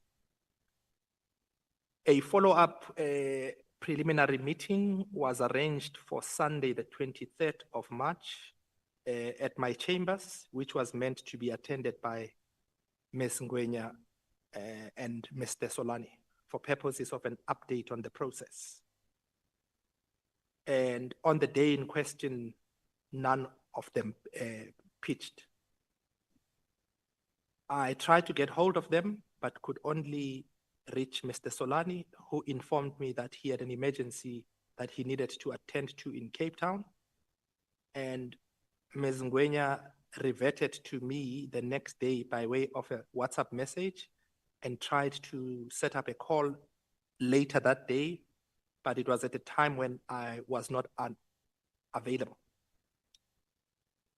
I did not hear anything further insofar as this process is concerned until I saw from the media reports that the process had been finalized and that the nominations and appointments had been made.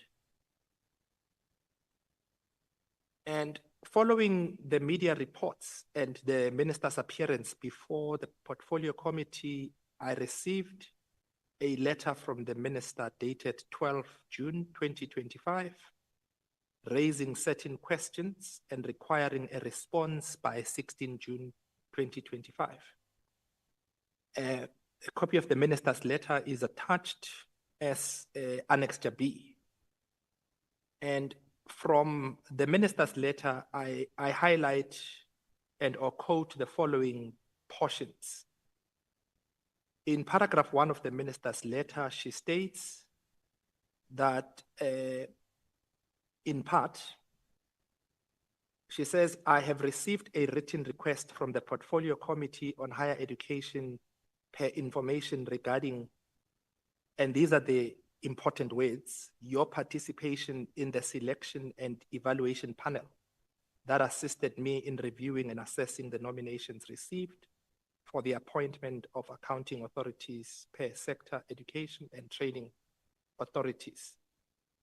Then I I quote paragraph 3 of the letter in which the minister states, as a result, I hereby write to advise you of my intention to disclose your identity and the details of your participation, which I have underlined for purposes of emphasis to the Portfolio Committee. And in reading this letter, and in particularly these highlighted portions, I could immediately ascertain that the minister was either not properly informed or was mistaken rather. And my reaction was to then respond to the minister per her invitation, because as I've indicated earlier, she had asked for a response by 16 June 2025. And on that day, I responded per Annexure C to the letter. And of importance from my letter is what I state in paragraph 11, which is that in my letter, I informed the minister that from her questions, she seems to be unaware that I did not assist her or her office in reviewing and assessing the nominations received for the appointment of accounting authorities per sector, education and training authorities. I did not participate in this process. I neither received nor saw any information relating to the process, if any was followed. I also did not convene with any panel or panel members, if any were appointed, and I received no formal engagement from an attorney. Can I just ask the committee to note the fact that the requirement to be formally engaged by an attorney is an issue that I raised with the minister in my letter of response on the 16th of June, 2025. Then I continue in paragraph 12 to quote what I said to the minister in paragraph 6 to 8 of my letter, which is to say, based on the above, you should be aware that you never met with me regarding this process and that I never received any documentation relating to it. You also would know that you received no communication, report, shortlist, assessment, or recommendation from me. You further would know that the upshot of all of this is that you intended to appoint me to chair the committee, which intention never materialized. In the circumstances, I have no objection to you disclosing my written response to the portfolio committee.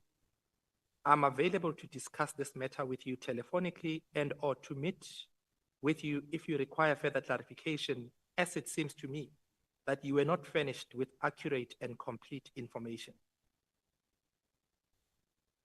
And following that letter, on the morning of the 17th of June, I received a telephone call from the minister.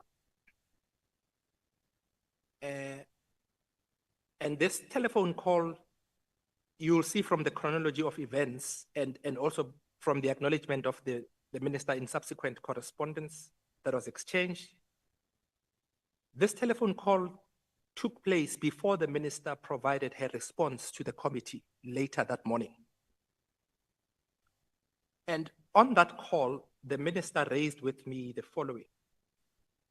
She said, firstly, she thought I had been appointed, and to which I responded and indicated to her that as a practicing advocate, my appointment and engagement needs to be formalized through being instructed by an attorney. I also informed her that this was one of the issues that was outstanding that needed to be dealt with at the second preliminary meeting that did not happen. So this point speaks to the point that I had raised with the minister in my letter of 16 June, which is paragraph 11.5 of the letter that I'm reading. So it arises for the second time, i.e. the minister's unawareness that I needed to be appointed by an attorney, and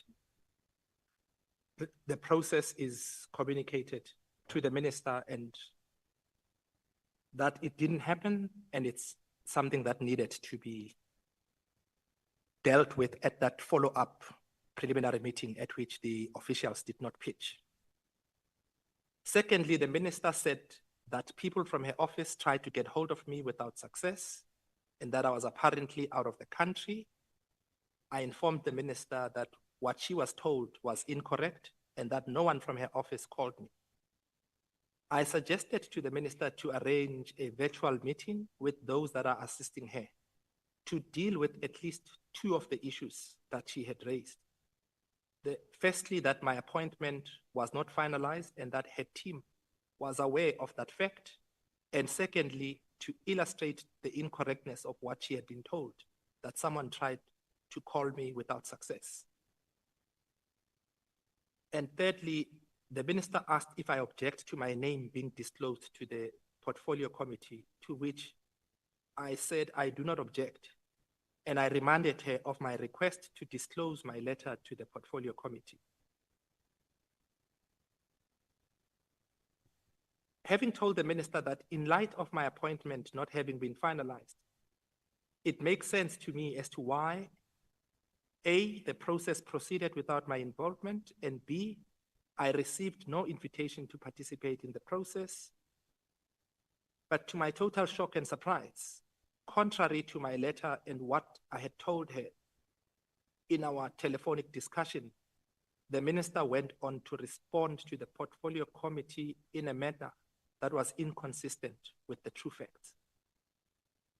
What I found inexplicable was the minister's decision to not convene the suggested virtual meeting to verify the contrary facts that I had raised in the letter and in the telephonic discussion, but to rather proceed and inform the parliamentary committee that I was appointed as the chair of the panel and that I did not attend any meetings.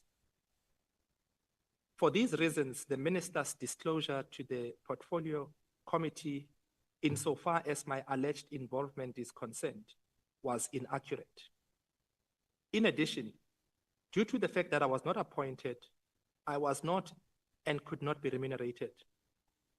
For the same reason, I cannot assist insofar as the number of meetings held, if any, and the recommendation and or appointment process that was followed. Then I say, for purposes of completeness, I attach 3 further letters that were exchanged between the period 23 and 24 June 2025, marked D, E, and F respectively, which were exchanged between the minister and I, that clarify the true state of affairs and the fact that I was not involved in the process, i.e., I did not chair the panel and could not have been expected to attend meetings that I had no knowledge of and to which I was not invited. And perhaps just to highlight the important aspect that emanate from these 3 letters, if you go to Annexure D, it is the minister's letter dated the 23rd of June 2025. And in it, the minister says, in the spirit of transparency and professional courtesy, I write to clarify a misunderstanding concerning your involvement in the recalibrated SETA board chair's selection and recommendations for the appointment process. There was no malicious intention to tarnish your professionalism and social standing. I rely daily on information about activities in the ministry from a raft of advisors. Regarding your involvement in the process, I was not provided with all the information and I was not made aware that concluding your involvement will require formal engagement from an attorney. I humbly apologize for all the inconvenience this may have caused. And I became aware of this letter when I woke up on the 24th to media reports that were indicating that the minister had reached out to me, had tendered an apology, and that the matter had been resolved. So that's when I went to my computer on that morning and found that the minister had sent this letter on the evening of the 23rd. And that's what prompted me to write on the 24th. And this is Annexure E. And in it, you will see I refer to this letter that I've just read from the minister of an apology. And I say in paragraph 2, in your letter, you indicate, among other things, that you were not made aware that concluding my involvement will require formal engagement of an attorney. And I say, this is not what has tarnished my name and for which an apology will be necessary. If you are to provide any apology, it should be for the following set of circumstances. In my letter of 16 June 2025, where I was responding to your queries, I specifically informed you that my appointment was not finalized because I received no formal engagement from an attorney. You called on the morning of 17 June 2025 and you informed me that you were not aware that concluding my involvement required a formal engagement from an attorney. I responded indicating that your representatives I had spoken to and who I had met with, who had met with me during the preliminary meeting were aware of the requirement of an attorney's involvement, I also informed you that it was one of the outstanding issues that needed to be addressed at the subsequent preliminary meeting at which your representatives did not pitch. And you also raised the issue that your representatives had informed me that, or had informed you that they tried to get hold of me without success. I refuted the correctness of the assertion, and I suggested that you should arrange a virtual meeting with me and your representatives so that both issues, i.e. my appointment and non-availability, be addressed. These above events precede your statement that you issued subsequently on 17 June 2025, listing members of the panel to the portfolio committee and informing them that I chaired the panel, but did not attend any meetings. Your statement to the portfolio committee was incongruent with the objective facts that I had brought to your attention prior to the issuance of the statement, and was also inaccurate in that I could not have chaired a committee in respect of which I was not appointed, or attend meetings to which I was not invited or even notified. Your apology is, in the circumstances, confusing insofar as it does not objectively engage with the above issue, which is the reason why I'm aggrieved, as it is the cause of tarnishing my image and standing in both society, my image and standing in society. To conclude, our WhatsApps of Thursday, 19 June, make it clear what I say is a deviation and incongruence between your statement and preceding events. I'd like to conclude this matter and put it behind me, and to do so on the correct facts. Then the minister responded per Annexure F,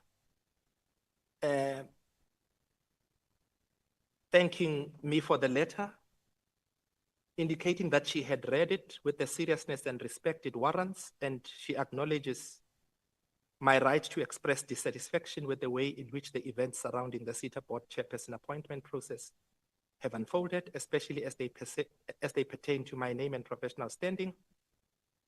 Then the minister continues to say, I wish to express my unreserved and sincere apology to you, Advocate Mutau, for the public reference made about you in the statement to the Portfolio Committee on 17 June 2025, in which it was erroneously stated that you chaired the advisory panel, a wish I had. You are absolutely correct that you were never formally appointed, or your appointment was and had not been finalized by the time I mentioned your name, and that the conditions necessary to conclude your involvement, including formal engagement via an attorney, were never completed. That fact, as you rightly point out, was brought to my attention in your letter of 16 June 2025 and during our telephonic discussion of 17 June 2025. So these are both events that precedes the minister's statement of the 17th. I also acknowledge that my representatives were aware of the outstanding procedural requirement, and I regret that this important context was not correctly reflected in the statement to Parliament. I take full responsibility for that misstep.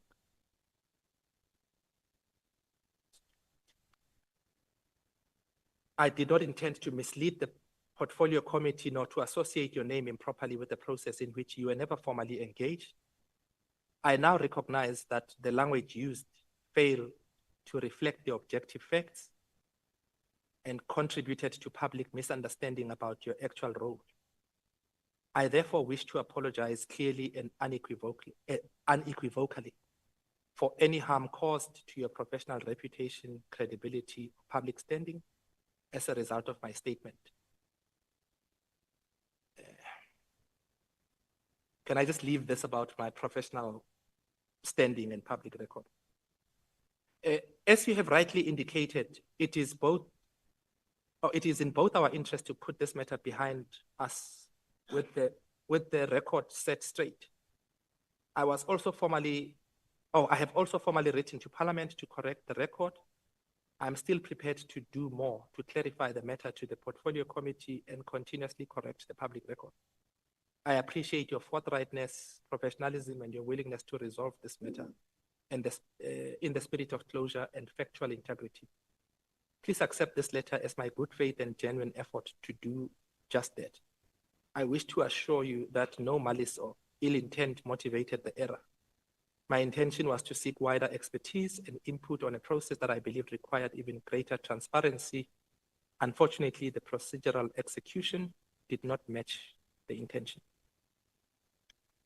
Chair, I think this is where the process stopped.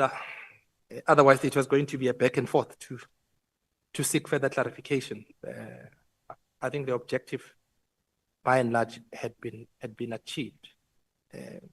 Issues of question marks that remain, I decided are not for purposes of the committee. That's why I left it at that with the minister.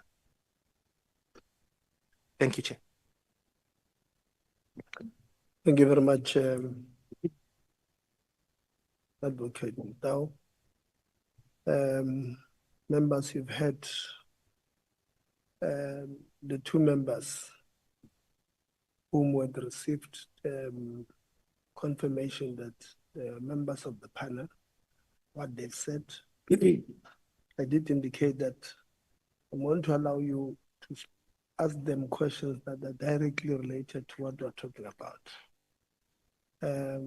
So I've allocated you guys 7 minutes each, which means it's 3.5 minutes to each of them. I put the watch there, you can see it. So when you see the watch, it's a good one. We agree a lot with Honorable Lonzi here today. So what we are going to do, questions that are speaking to what, one, they've read into the record, one, and two, questions that are related to the process. And then you'll make your own notes. Then you will, the minister has also written to us. So she will also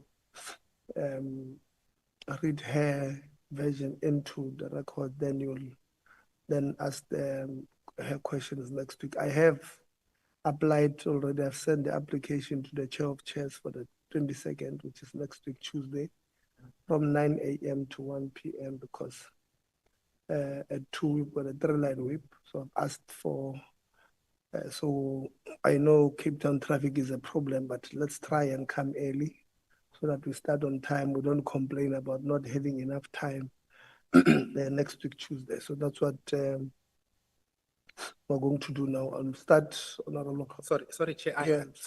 I forgot or omitted to mention that I have a court appearance on the 22nd. I'm assuming further assistance will still be required by the panel or by the committee rather.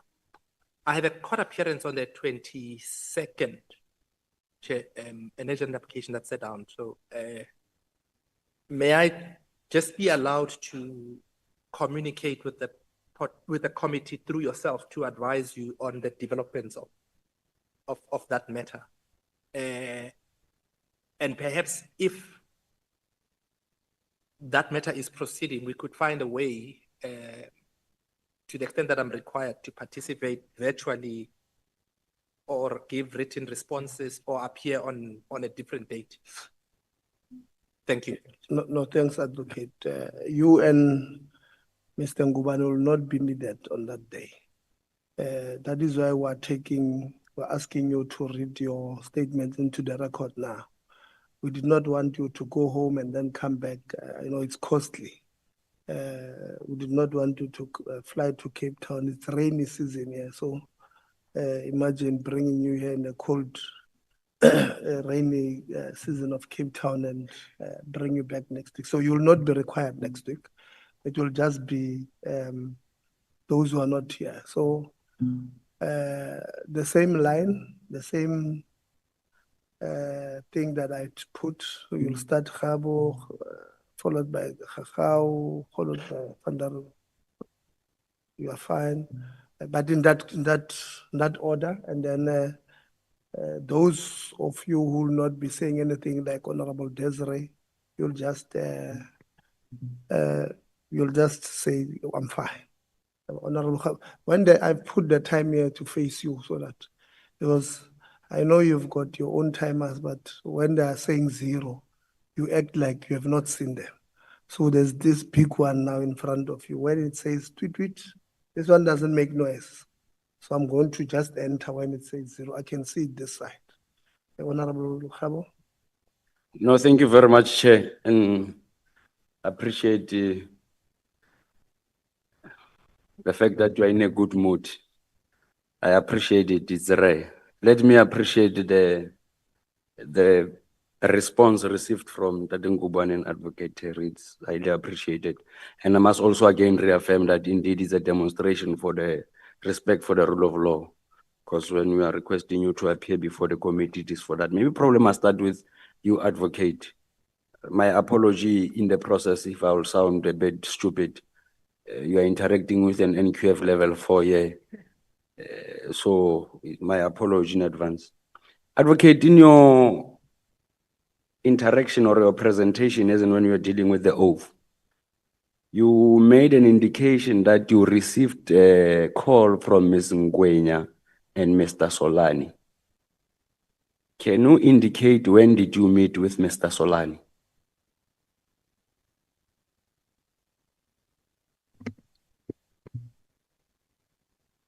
Paragraph 3, probably of your, it says, following receipt of the above letter, I was contacted by Ms. Rulani Ngwenya, who informed me that she's a deputy director of the office of the, and Mr. Asipo, who informed me that the minister is an advisor to the minister. Paragraph 4 says, then I then met with Mr. Solani. I want to check with you, when did you meet Mr. Solani? I'll need to check that date. But it would have been obviously after receipt of the minister's letter of, I think the minister's letter is dated the 15th of March, but before the follow-up meeting that had been arranged for the 23rd. Because there's the minister's letter of 15, there is that meeting with that is referred to in paragraph 4, and then there's a follow-up meeting on Sunday, the 23rd. All right, Advocate, let me also take advantage of the fact that you are an advocate. Like you always remind people that anything they say or do, it will be used against them. Can you kindly provide that in that written format, in fact, in written form, as to when? On paragraph 4, again, you made mention, I then met with Mr. Solani and Mr. Lovo Makas. That paragraph, you said that Mr. Solani has indicated that he is an advisor to the minister. Now, this Mr. Lovo Makas, who is Mr. Lovo? Do you have any understanding, or did he indicate what is his role in the department or what is his position? Thank you. Mr. Makasi had indicated that he was assisting the minister. And that was the explanation for his participation and attendance at the meeting. All right. Did he probably indicate assistance in which way? Personal? No, the extent of the assistance or the role within the department was not clarified. I must indicate perhaps that I know Mr. Makasi. It was not the first time that I saw him. Mr. Makasi had briefed me as an attorney when he was practicing many years ago. He had also briefed me. He was a client when I was doing matters for the Central Energy Fund. So I had done matters for the Central Energy Fund at the time when he was there and even after he had left. So I know him, and he's an admitted attorney. That's part of the reason why the issue of the formal engagement through an attorney had even arisen in that meeting. So in your analysis and understanding, was Mr. Makasi there as a representative of the department who's assisting the minister, or Mr. Makasi was there as a person who facilitated this discussion in relation to the advice that you had given? I would assume that he would have been there in that capacity of assisting the ministry, because otherwise he would not have known about the meeting being convened, the time and the date and the venue. All right, what was the role of Mr. Makasi in that meeting?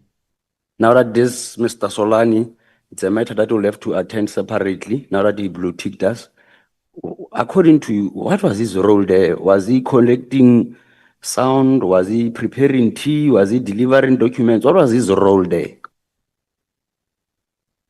Okay, thanks. I had indicated earlier that he had come there as part of the ministry's team that was there to meet me.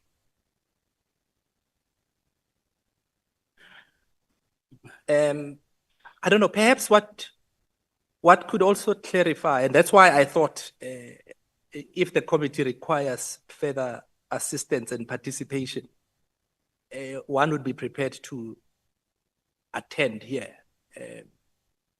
Fine, advocate. I'm yeah. left. It's fine. My apology, advocate. I'm left with 1 minute. I just want to. Sure. Can you confirm or take this committee into confidence that indeed the minister has acknowledged the fact that firstly, you are not appointed correctly, and she later acknowledged that indeed you were never appointed and never participated as the chairperson of the panel, as it has been made to be the public knowledge? Thank you. Yes, I think Annexure F, when I dealt with it, that's where the minister says. Fine, advocate. Yes. Have you met the minister in person? No, I haven't. Chairperson, I rest my case. Thank you very much. It's the first time we finish with 15 seconds left.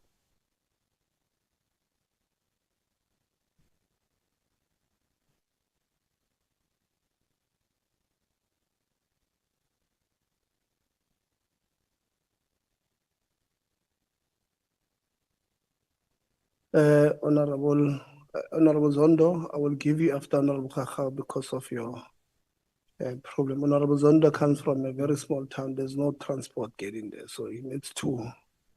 I'm joking. Honorable Kaka.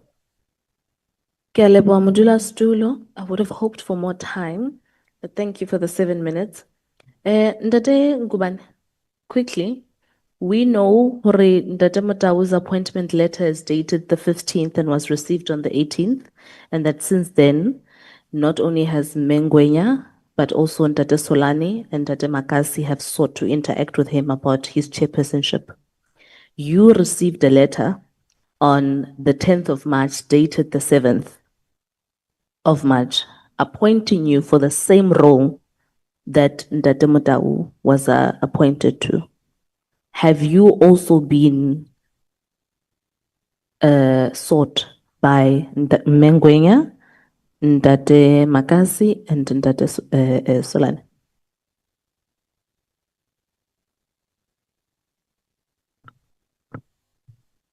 No, I don't know Ndate Makasi. So you don't know him, but also neither did Solani and Ngwenya seek to engage you as the chair, as per your appointment letter. Just for clarity, say that, please. I've never been engaged as a chairperson of the committee. Paragraph 5 says I will be invited. I was not invited. I hear you. I don't want you to prejudge my questions to you. The letter of appointment that you received on the 8th of March appoints you as the chairperson, as the chairperson of the board, of the selection and in nomination committee. That's the same letter that Advocate Teremutawa received, appointing him as chair. So what I'm trying to help ascertain here, which chair the minister will help to give clarity next week. Ndate Mutau got his letter on the 18th, and it was dated the 15th. You received the same letter before him, dated the 7th, but you received it on the 10th. So I'm just trying to get the clarity here. If he was engaged after you by Solani, by Rulani Ngwenya, and by Magasi, did you get the same engagement from those three people? Yes or no? No, I did not get any engagement. All right, thank you. You as the Chief Director for SETA coordination, across the years, your job is to process the gazette, receive the applications, process them and deliver them to the minister accordingly. Ne? What I want you to explain quickly, without chowing my time, how is this process this year different from the other processes of SETA appointments that you've been involved in? Quickly, what did you do before that you didn't do this time?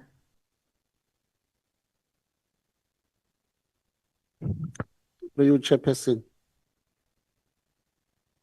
maybe let me articulate my role in the process. Previous years, I'll get to the point clarifying what is different this year.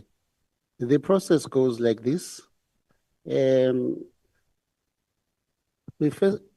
have to draft the advertisement for the process, the gazette. Get the ministerial approval of the gazette. I do the procurement of the gazette, engaging with the government printers with regard to the publication.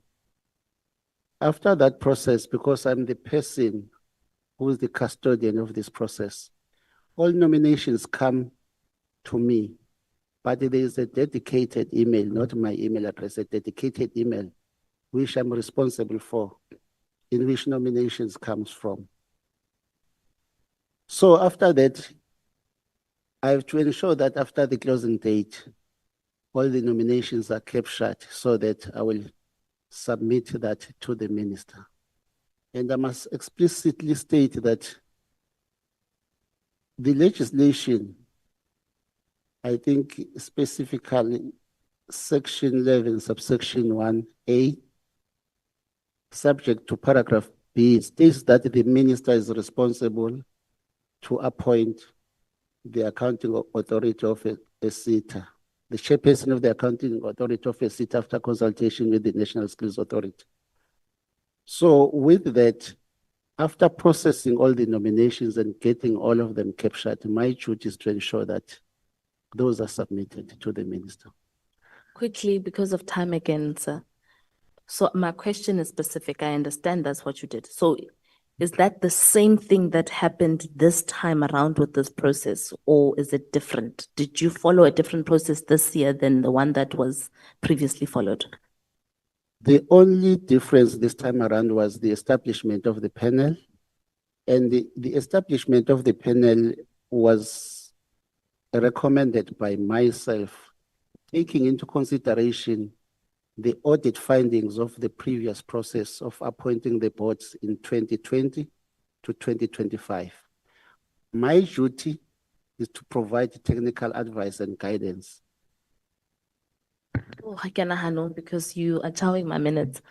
So the difference is that there's a panel. Yes. What does that mean? Does it mean you now submitted, I get you explained that before you would gather, which in this case, you guys said there were 573 applications, and then you would take them to the minister. This time around, you're saying there's a panel. So who did you hand over the nominations to this time around?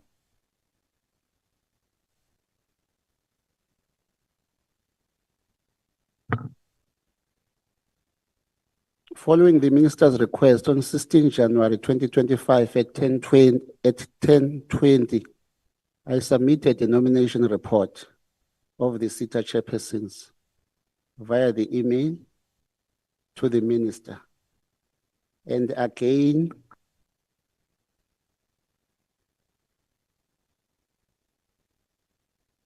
I'll tell you just now. Again, on 18 January 2025 at 12 05. Following the minister's request, I submitted a master list of all the nominations to the minister via the email. This time around, I had highlighted all the candidates with NQF level 8 per the advert or per the gazette. That was also on the minister's request. Again, on 10 March 2025, at 1400 hours, 26 minutes, I submitted a spreadsheet or a master list of the nominations to the minister via the email. Thank you.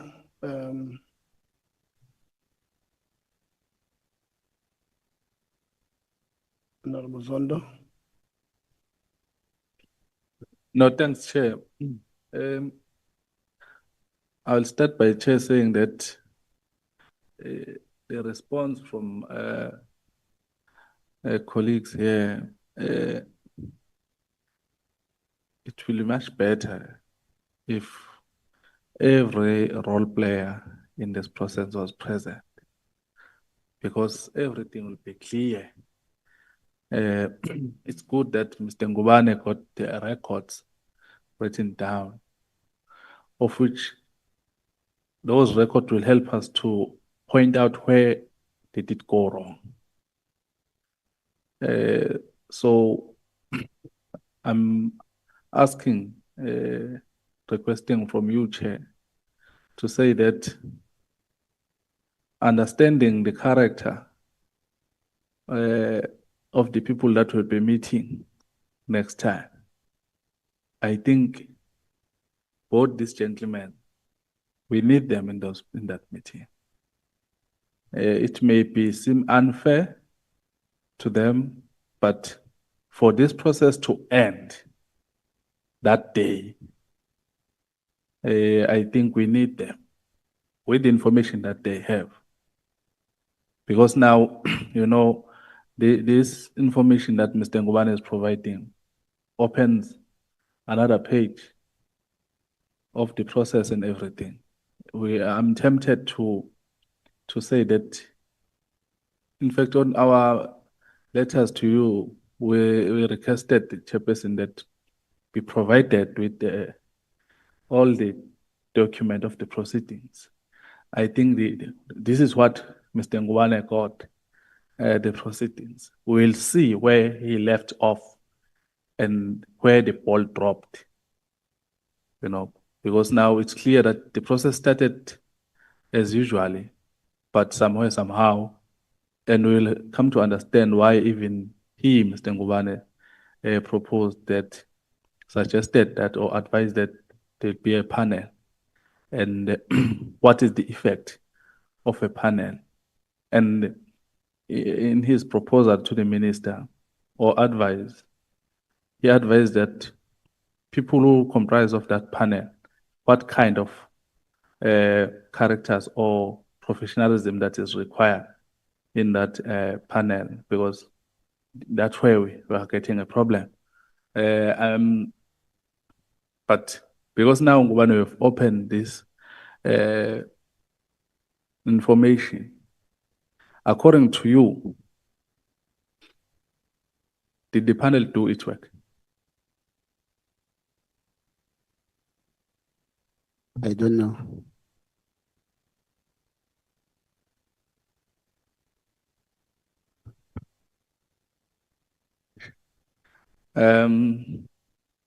I understand your answer where it's coming from.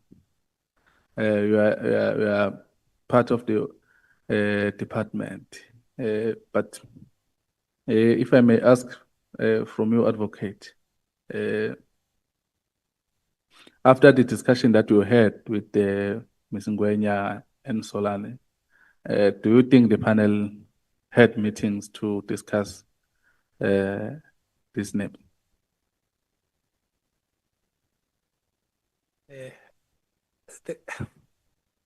The nature of the question is difficult. And the reason why that is difficult, I'm trying not to say yes or no. The reason why it's difficult is if you are approached with a view to be appointed as part of the process, and you are told that you'll be informed of the dates when the committee is going to sit. And that does not happen.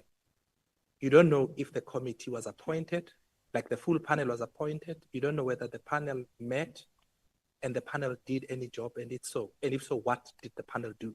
So that's the nature of the difficult. And I think that's what I understand to be the answer there. So then I expanded a bit because I thought perhaps just to do justice to that.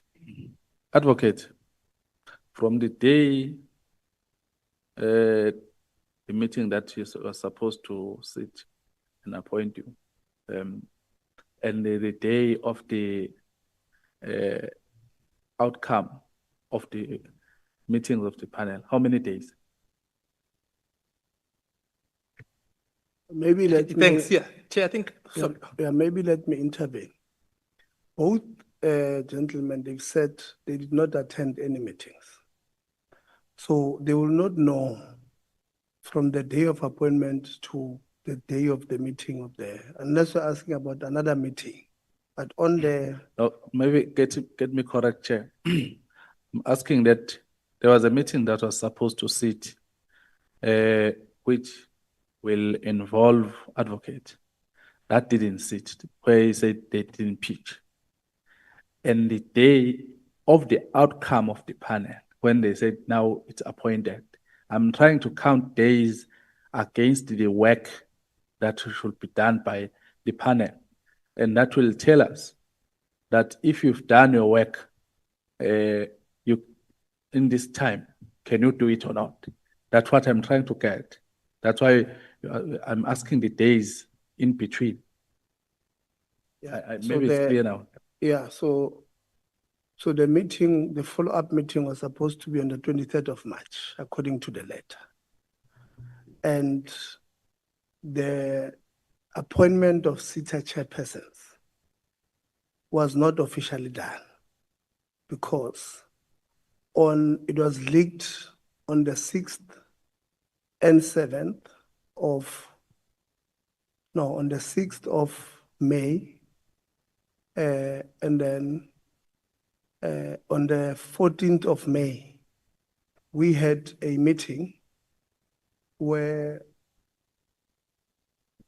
Honorable Lonzi was taken out of the meeting for trying to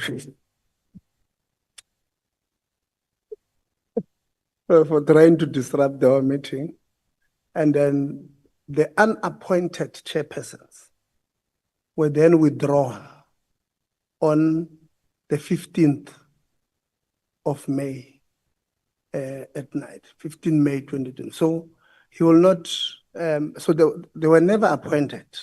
Well, they were because the letters, the withdrawal, the one that we saw on social media was the appointment were done on the 9th of May. But like I said, I have a responsibility to protect them from being asked questions they were not part of. So in his letter, he says he was never part of that process.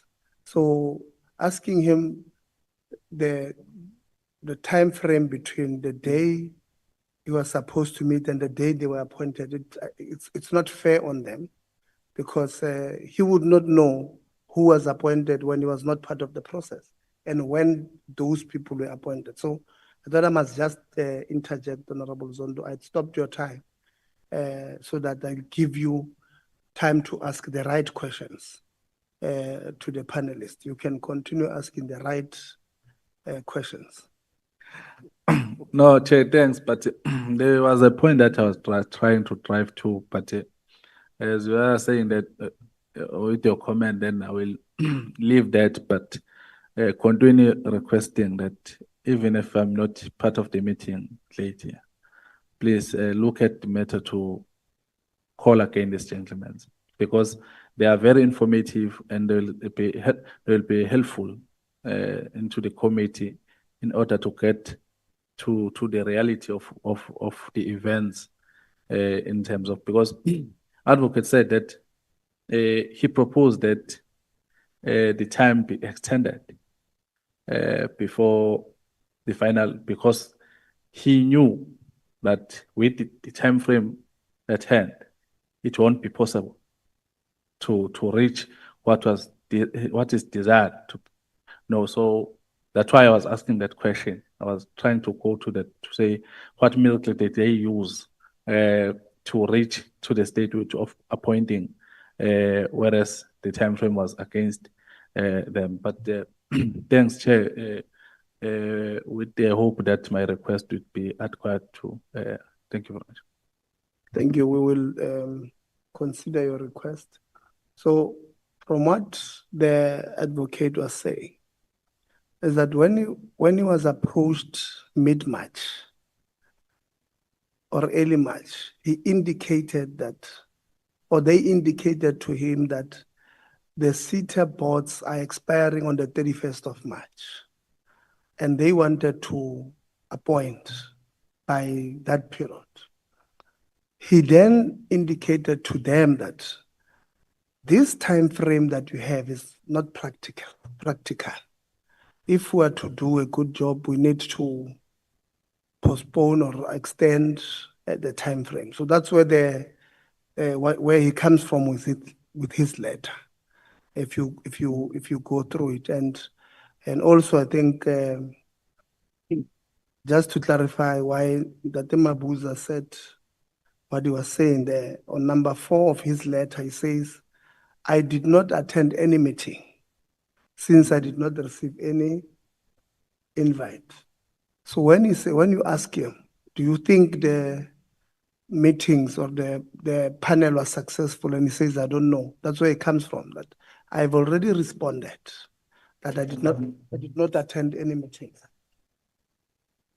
I did not attend any meeting. So, Tatem Kize, I'm going to give you now.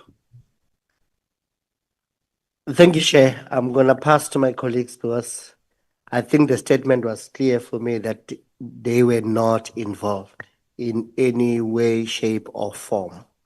But as we move forward, if we find that there was involvement, of course, we are under oath. We'll then dilute the matter at that point. But the message was quite clear from both of you, gentlemen, that you were not involved. That's what I'm taking for now, Chair, as I sit down. No, very progressive. Thank you very much. I think I must arrange a coffee. Was it tea or coffee, Honorable Lonzi? I must arrange coffee between you and Honorable Khakao so that at least when it comes to time, you are aligned. Honorable Ngubane? Yeah, thank you very much, Chair. I think you saw my colleagues, he said he passed his time, which means, Chair, I have 14 minutes. I don't know whether it works like that. He did it. No, this is MK's time. He said he passed it to me. So, Chairperson, in concurrence with my colleagues previously, it's clear, Mr. Mabuza, this time around, this is not a new process. It happened at the time of Professor Hlengiwe Mkhize. It happened at the time of Dr. Naledi Pandor. It happened at the time of Dr. Blade Nzimande. So according to me, I just wanted to confirm, this is the only first time that the process of appointing SETA board chairpersons, we were not part of it.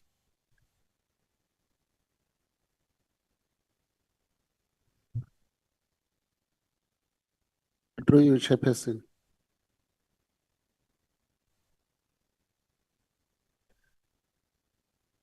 I have performed my administrative duties, but I was not part of the panel. So if talking about being part of the panel, I was not, but the administrative duties relating to this process, I've performed them. Those are my responsibilities. Okay, I think, Chairperson, I will just, that was my only question from Mr. Ngubane. I think I will pass that because it's clear to me. This time around, his name was used on the letter to be chairperson, to be everything, but he was not part of the process. I'll come back to Advocate Matau. Advocate Matau, what do you understand by the term recalibrate recalibrate or recalibration?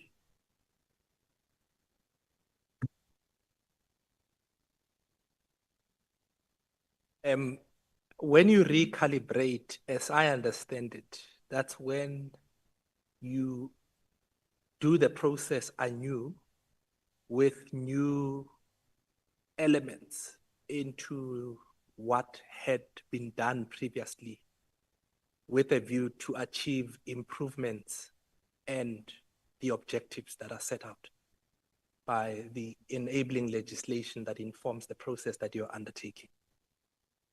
Okay, thank you. So do you understand the second letter of the minister that he's saying now he's appointing you for the second time now?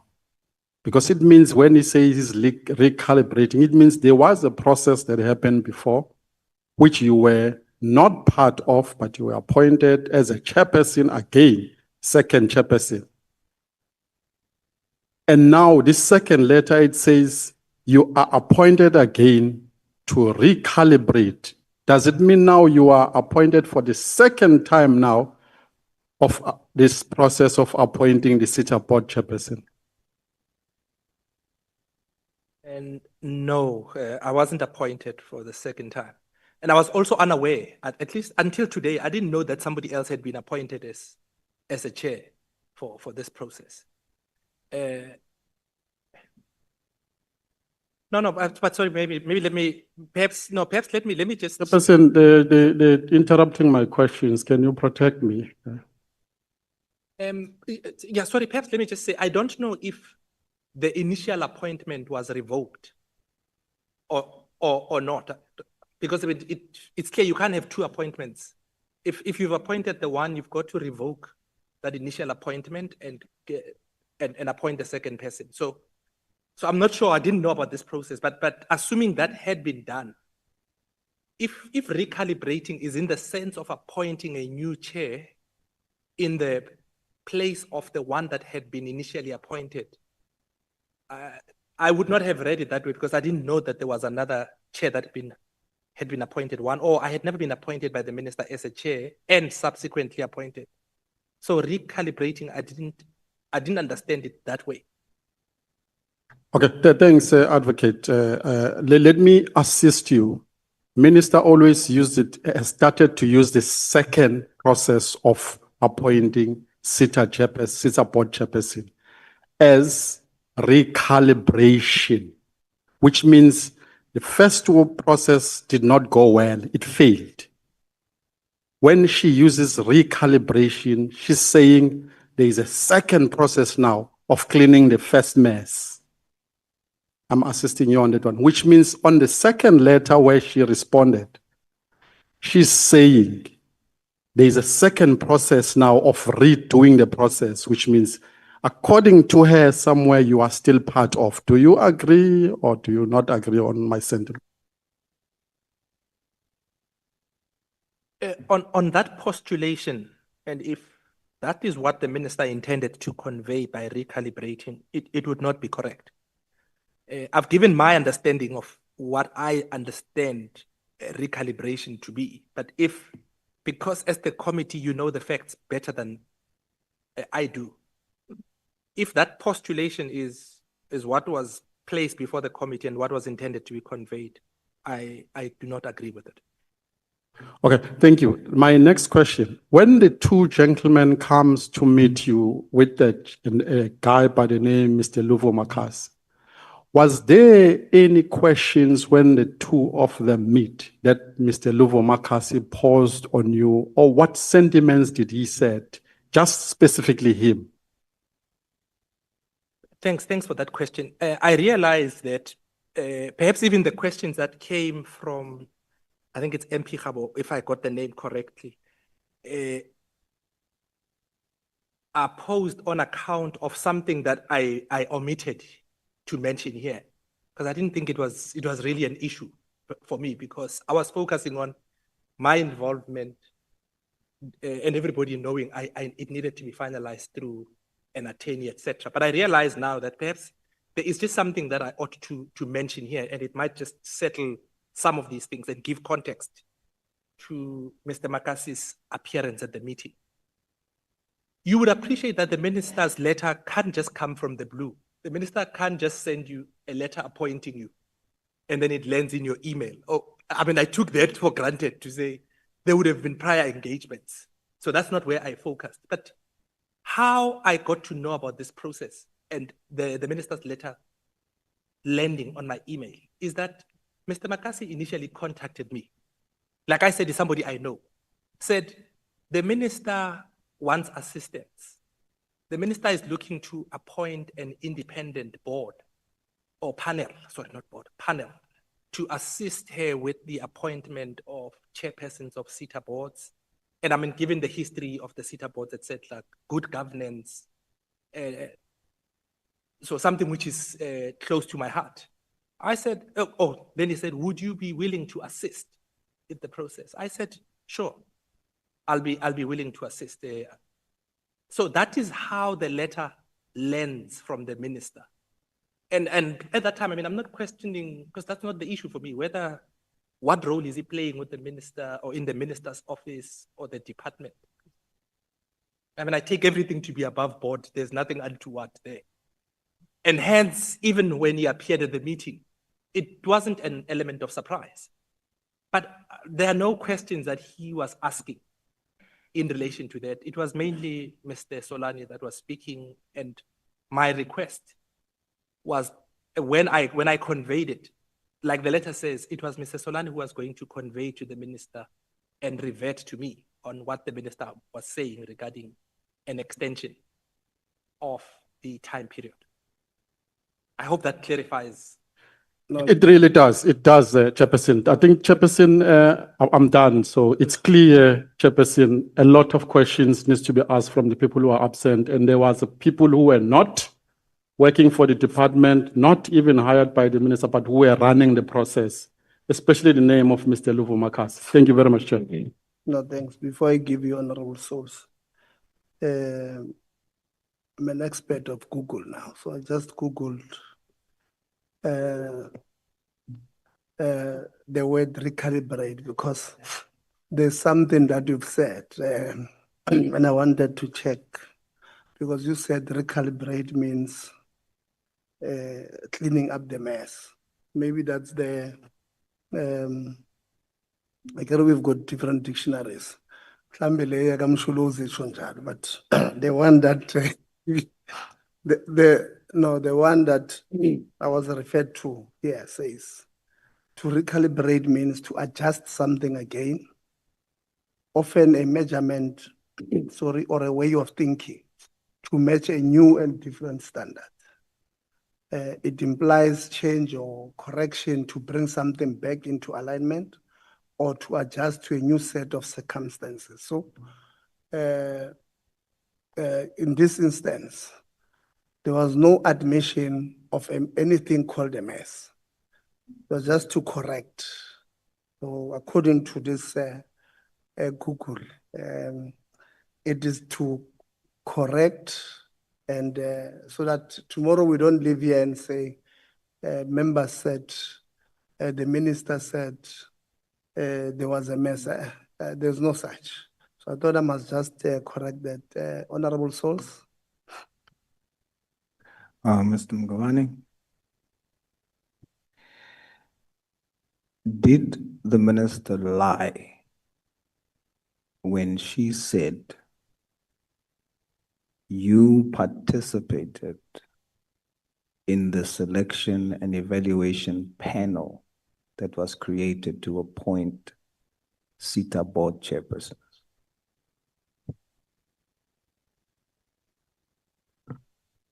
I don't know whether she lied. I don't think I'm in a better position to say she lied or she did not lie. But I did clarify my role. I don't think I will be doing justice to the honorable members to say what I don't know. But what I am saying about my role is the truth. I'm not lying. If I have to believe you, I'll rephrase. You saying to us, you did not participate, correct? That is correct. The minister says you did participate, correct? Yes, I'm aware of that. Who's lying? I know that I'm not lying, but I don't know whether she's lying or Okay, not. it's okay. So if you not lying, because remember now, for the record,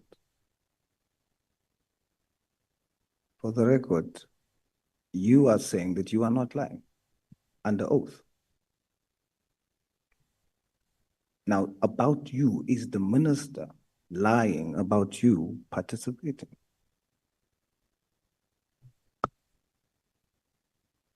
I will repeat. It will not be fair to say she is lying because that is not what I know. I am only saying what I know about myself. I have indicated that I did get a letter of appointment. Paragraph 5 of that letter, dated 17 March 2025, Okay, states Mr. that Ngubane, you will sorry. be invited to the meeting. No, you can't do that to me now. No? Let me rather put it, what would be fair? How would you describe what the minister has done concerning your participation? How would you describe that? What would you call it? I would call it she lied about you. What would you call it? Honorable member, I don't think I'm in a position to say my minister lied. I work for the department. Okay, but what did she do? I think I will kindly request to say what I know. Just tell me how you define it. I'm saying she's lying. Based on your version of testimony, you are now saying you're not going to say that she lied. It's fine. What did she do? What would you use? What word would you use? I don't know.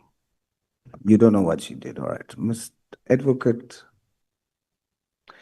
did the minister lie when she said you have been appointed chairperson of the selection panel for SETA board members and you did not participate or attend any meetings?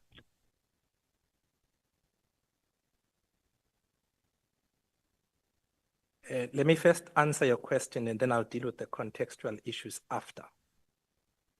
If the sole question is whether on the sequence of events, i.e., if Advocate, please bring the mic closer to your mouth. Oh, sorry. If one takes the chronology into account, i.e., by the 17th of June, at the time when the minister issued her statement indicating that I had been appointed and that I chaired the process but did not attend meetings. At that time, the minister, as she acknowledges in Annexure F, that she had been told by me in the letter of 16th June that I did not chair because no attorney appointed me. And if the conversation on the 17th, before issuance of that statement, which she acknowledges in Annexure F, that fact was also brought to her attention. Was there any basis for the minister to say that I chaired and was appointed and did not attend? No, there was no basis. I mean, it's now admitted. So if then the question is, was that statement truthful by the minister on the 17th? No, it was not truthful. Did the minister lie? The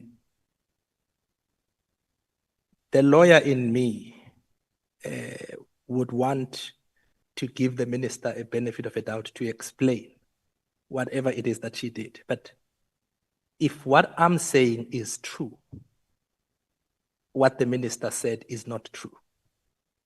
In other words, they can't both reside or they can't both coexist. Is What?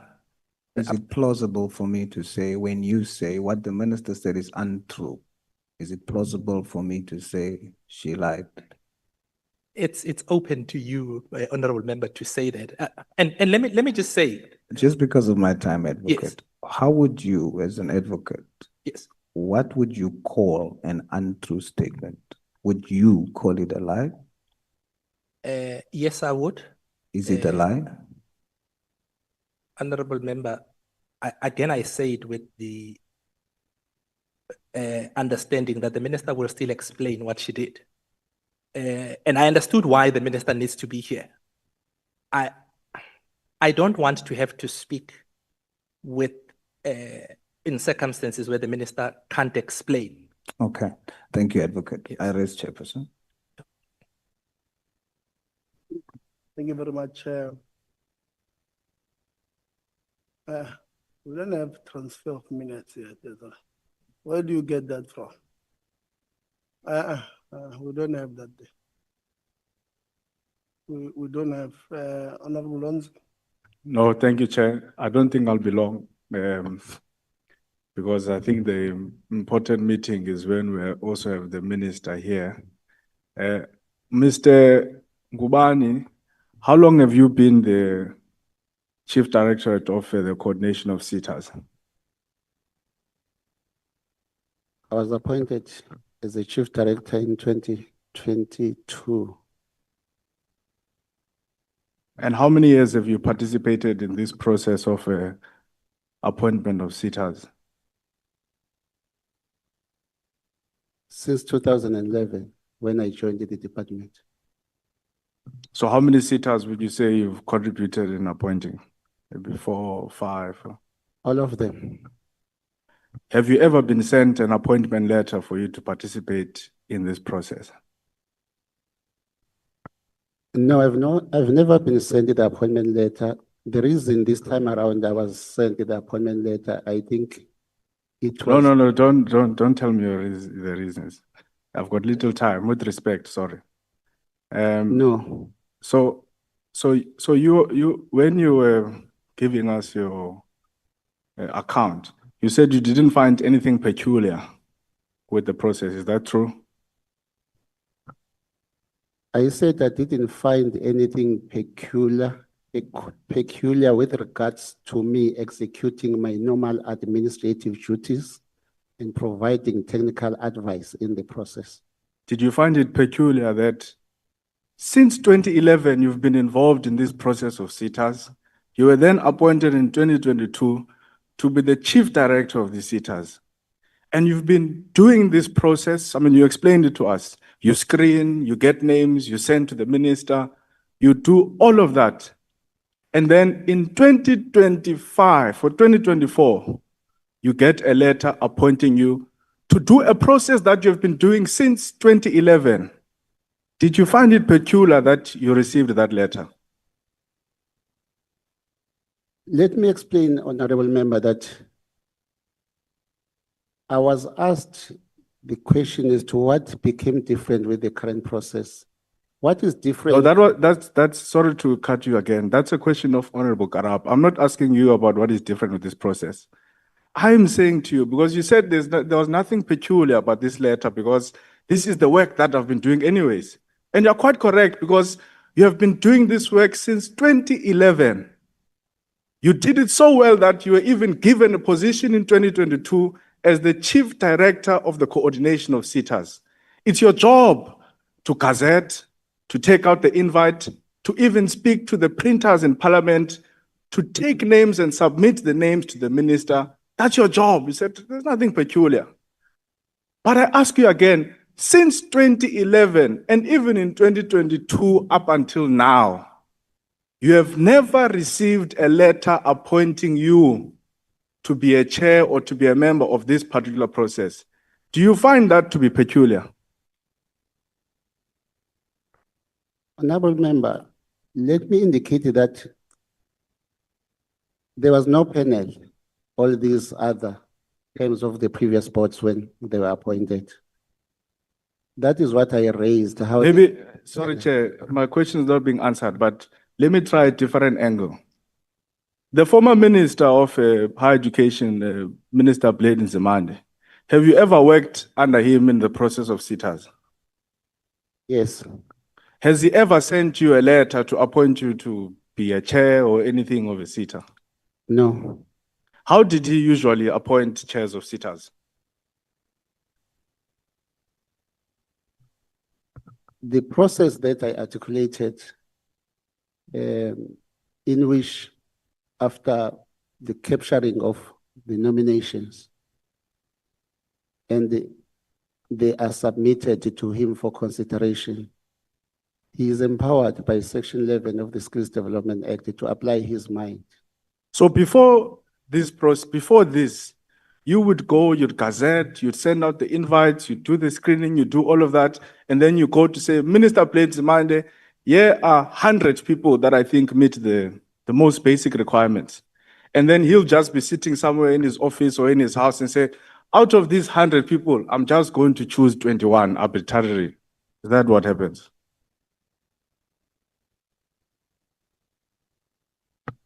Yes, the previous process was run like that because the Act empowers the minister to make the appointments. No, thank you.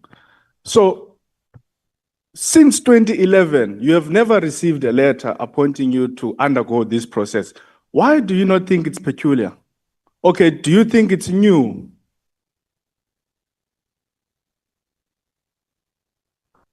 Can you repeat the question, ma'am? I'm trying, maybe my problem is that perhaps it's the word peculiar that me and you are not finding each other on. Because I don't understand why you would not say this is peculiar, because you're saying you've been interacting with this process since 2011. You come in 2022, you're a chief director of SETAs. You do all of this. You've never been sent any letter. Yet you're saying it's not peculiar. So I'm saying perhaps the problem is English. Is it a new thing that you are being given a letter to do a process that you're supposed to be doing anyways?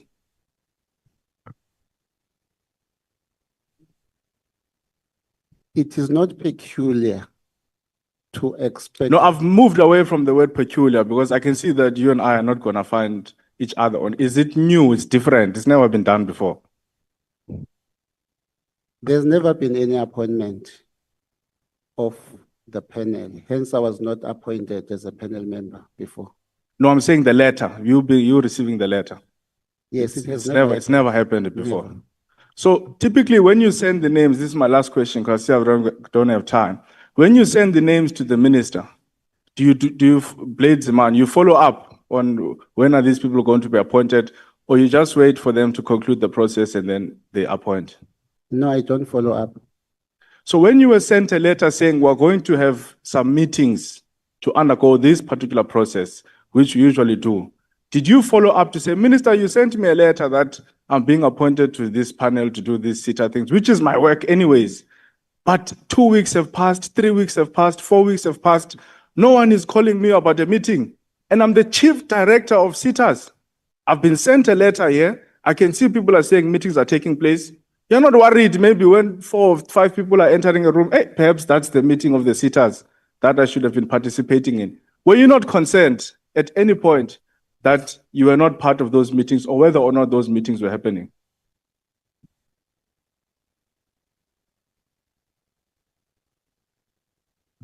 I did not make any follow-ups to the minister because when the appointment letter says will be notified, will be invited to the meetings, I expected that to happen. That it did not happen, but I did get the list of names that must be appointed. No, thank you, Chair. No, thank you very much. Honorable Governor. Thank you, Chair. I will not be long. My other 3 minutes I will give to Whip. So you will take my other 3 minutes, Whip. Are you done, Loans? No, I only have 2 or 3 questions. The first one, we have been running around trying to find the difference with other panels or other processes and this one. When you received the letter that you will be appointed to execute this duty, it is odd to me because this is part of your everyday work.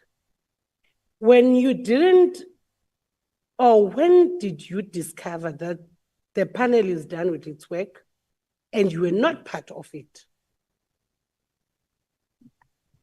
With the receipt of the list of 21 candidates, that to me is an indication that something has been done. And what did you do about it? You have now discovered that it has been done without your involvement as the chief executive director of this process. What did you do about it? How did you make your follow-ups? Because this is incumbent upon you to be part of this panel. Now you are not part. How are you going to account for it in terms of your work schedule? What did you do about it? Honorable Member, I don't think it is for me as the official to question the minister who he or she appoints as a panel member, and whether I don't even know whether there was a deputy chairperson for the panel. For argument's sake, if the panel was appointed, there was a deputy chair. I didn't know any other panel members. It could be possible that if I was appointed and the deputy chairperson was appointed, the meeting could proceed without my involvement. In your own understanding, what does that say about the integrity of the process that was followed? Just in your own understanding, as an academic, as someone who has been in the field, what does it say about the process? Coming down to the names that were handed or you found at your desk? Because it looks like you just got them at your desk, presented to you. Assuming there were panel members who sat and deliberated in processing the nominations, the process could probably was done. But as I'm saying, I don't know other panel members. I was handed my own appointment letter. I don't know whether there was a chairperson or any proxy to the panel members, but I couldn't question the minister or say, who else did you appoint? When it is explicitly said, you'll be notified, you'll be invited to the panel meetings. I expected that to happen. It did not happen. In your own understanding,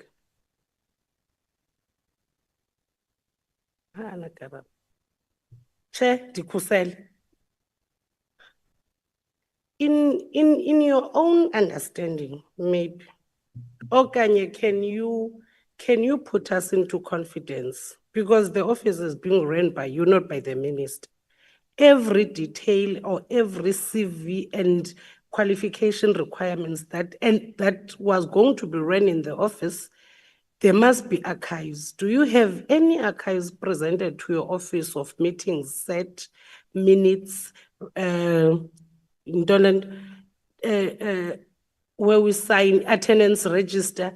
Do you have any of the panel that said, we understand fully that you are not part of the panel, but I do believe with my little knowledge that it should be given to office for archives purposes so that if anything arises, we do have minutes, we do have a register that was signed. Do you have any in the office? Because this is directly to your department. Not yet. Maybe you can try and explain to me the difference between not telling the truth and lying. Because seated here, I see a lot of things that are not being told, and those that are told are not the truth, assisted by the advocate in the house. Maybe you can differentiate for me. I don't want to say go to something that was once referred to. I don't want to say that, but can you give me the difference between you saying you can't answer a simple question of saying, do you believe that Yanga lied or she told the truth? Because this details what you were part and not part of. If I've said I've met you outside and we've spoken, and you come in this room and you say, no, we did not meet, I doubt that is any offense in the country, because you are just clarifying your side of the story that I was not part and parcel of this. So any person who said I was part and parcel of the situation has lied. So what is the difference between you saying, no, the minister lied, no, the minister told the truth? Why don't you just say one word that puts you out of this misery? Because the only thing holding you to account now, it's because you do not want to say, no, she misled the House, no, she told the truth, I was part and parcel. Because if you are saying you were not part and parcel of the House, you are literally saying she has misled this House. What is the difference between the two terms that makes you not want to respond?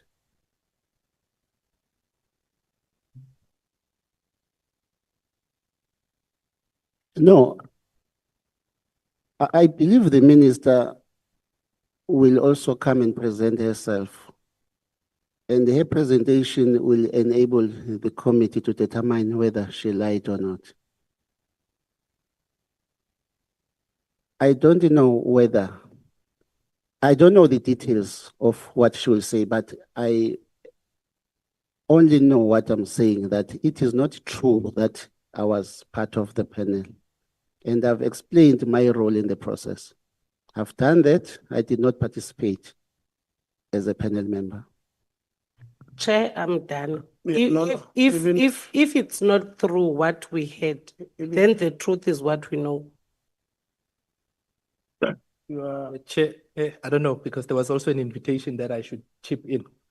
Yeah, let's If it's necessary. I think let me just clarify this thing of lying. You heard earlier on when I said, if my inquiry to the minister was whether she lied or not, I would have asked other questions. But because that was not the purpose, that's why I said I stopped where I stopped. And let me give an example why there's a difference between taking it to lying and what the objective facts now reveal.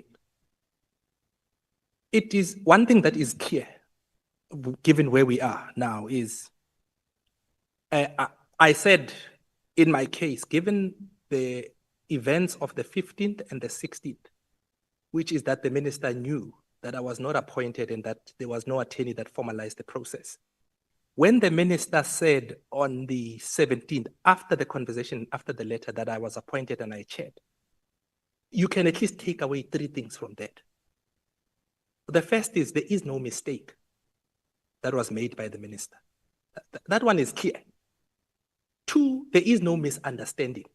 At the end of the conversation on the 17th, but before disclosure to Parliament, there is no misunderstanding about whether I had been appointed or not, or whether there was a need to formalize my appointment through an attorney or not. All those had been clarified prior to that.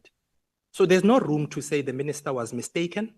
There's no room to say the minister misunderstood the process. And the third thing is, if you're talking about misleading, which is something different from a lie, when the minister knows all these facts and says, I chaired, I was appointed, I chaired, I did not attend, that's misleading.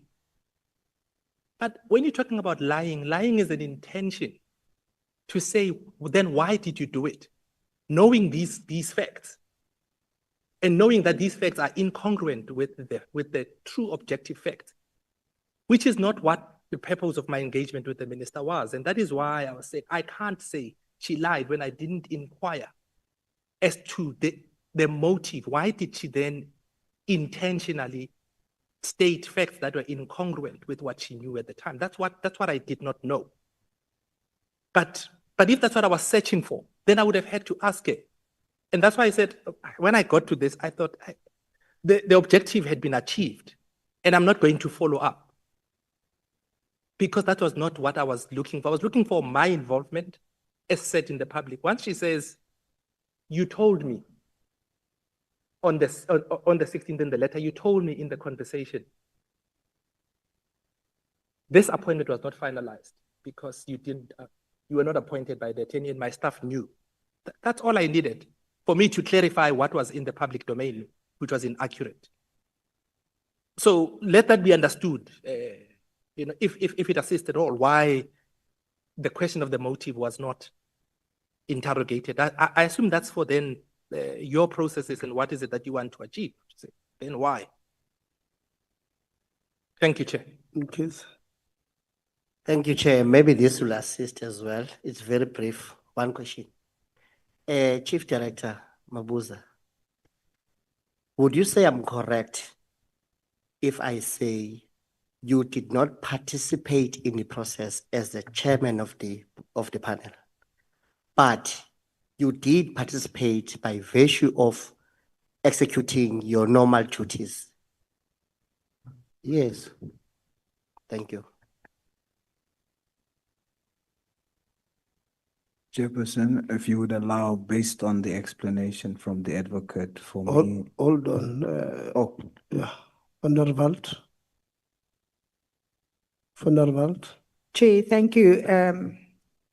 Yeah, with the back and throw questioning, I want to ask the following to the Chief Director. Do you believe in any way that your answers given to members' questions today might affect your employment status in the department? That is very possible. And that does not,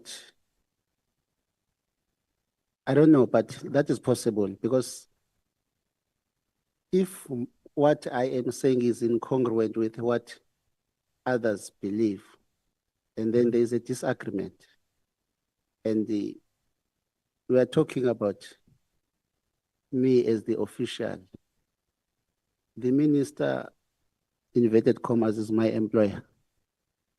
So if the sequence of events of what transpired as I am presenting and to the best of my knowledge of what happened with regards to my role, that obviously means we are in disagreement. So with regards to my career, I don't know. No, yeah, thank you for that and seeing that you are honest after taking an oath. I appreciate that. And then would you say that the applications that you delivered directly to the minister, if I understood correctly, was it copied to the DG as well?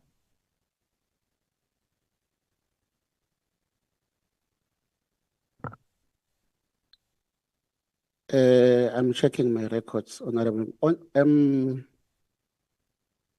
The one that I submitted to the minister on the 16th of January 2025 at 10:20, I did copy the Director General. Thank you, Chair. So on that same email, he was CC'd. Yes. Thank you. And Chairperson, I would then request that we get a copy of what was forwarded to the Minister and the DG. Thank you. Thank you very much, Honorable Law. Thanks very much, Chair. Hey, it's a difficult one. Ndanunguban. On the 30th of May, when you appeared in Parliament, you did say that you are not involved in the process.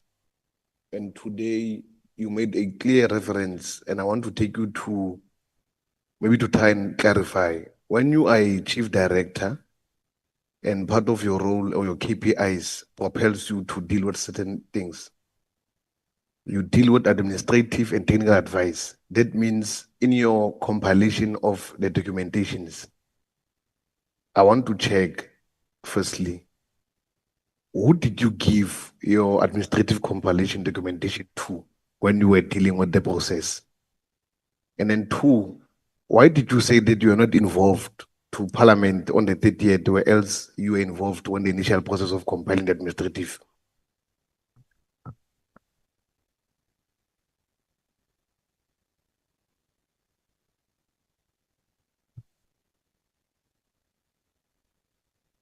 The question, Honorable Member, that was asked by Honorable Kakao on the 30th of May was whether I was involved in setting up meetings, screening the nominations. Not receiving the nominations, screening the nominations. That is what I understood it to be the question. And I understood the question to be asking about my involvement in the panel proceedings, which I responded, no, I was not involved. But as for my administrative role, I believe I also said, because she firstly asked me to explain my duties as the chief director. I did indicate that I'm responsible for providing administrative duties as well as providing technical advice in the process. But when I said I was not involved, I was specifically referring to my involvement as a panel member. I hope and wish that can be understood in that context. There are two things. There is my role as the chief director, and then there is the panel, which I was not involved in. I said, I am responsible for performing the administrative duties and also providing technical advice in the process. I also wrote, responding to the chairperson, the last paragraph, I said I did not attend any meeting since I did not receive any invitation for the meeting. Paragraph 5 of the appointment letter states that the date of the nomination committee meeting will be communicated to you in due course. I was not invited to be part of the panel. Yes, I was appointed as a member. Thanks. Nadenguban, when you are chief director of SETAs, your KPIs, your competencies, initially, when you are saying administratively and technically you are there to advise, you are part of the process. Don't confuse the two. I want to assist you. The panel is appointing. You are the receiver and initiator who should advise properly as you are going to hand over the documentation to whoever you're going to give to. And you must present to whoever you're going to present to. Agree. As your participation, you are the initiator of the process. You received nominations. Who did you give to the nominations? If you are saying you did not participate. I gave them to the minister, not the panel, because I didn't know the panel. Okay, thank you. Thanks for that. The other thing I want to ask you, Nguban, is that do you know Tate Luvuyo Makas? No, I don't know him. Is he an employee to the department? I don't know him. The department comprises of a large number of employees, maybe, but I don't know him. If he dealt with SETAs, why would it possible that you don't know him? Because he's the one who opposed a chairperson. Sorry, can you repeat? If he is the one who was dealing with the SETAs, what one of the minister's advisors, does he not work at the department? I don't know Mr. Marcus as an employee of the department. In fact, I heard for the first time when I read about it. Okay, thanks for that. Chair, I think we should also agree that we should also summon Master Luvuyo Makasi to come and clarify his role onto the process of the SETAs. I want to get to another question. And that if, like the minister could have alluded, the minister said that the panelists are volunteers. Were you going to volunteer? That we didn't even get to talk about those processes. So, and it is for that reason when I heard what was said that people were not going to be remunerated, and you'll see in my letter, I say to the minister, whatever the intention may have been for advocates, whether it's a paying brief or it's a pro bono or a pro amico brief, you can't do it without the involvement of the attorney. That's why I was addressing that issue, so that whether remuneration or no remuneration, which we never got to, it's immaterial for me, for purposes of whether my appointment was finalized. So thanks. I'm asking this because we need to establish as to when the minister could have said to us previously that the volunteers, the panel will be volunteers. And I know that for the fact you never participated. I'm asking you because if it was volunteers, there was not going to be a need for us to even attain it to a point because we are doing the work voluntarily. So thank you for that. Ndadong Guban, my last question, because the minister is not there, most of the questions are for the minister. Did you take leave of absence when you're performing your duties?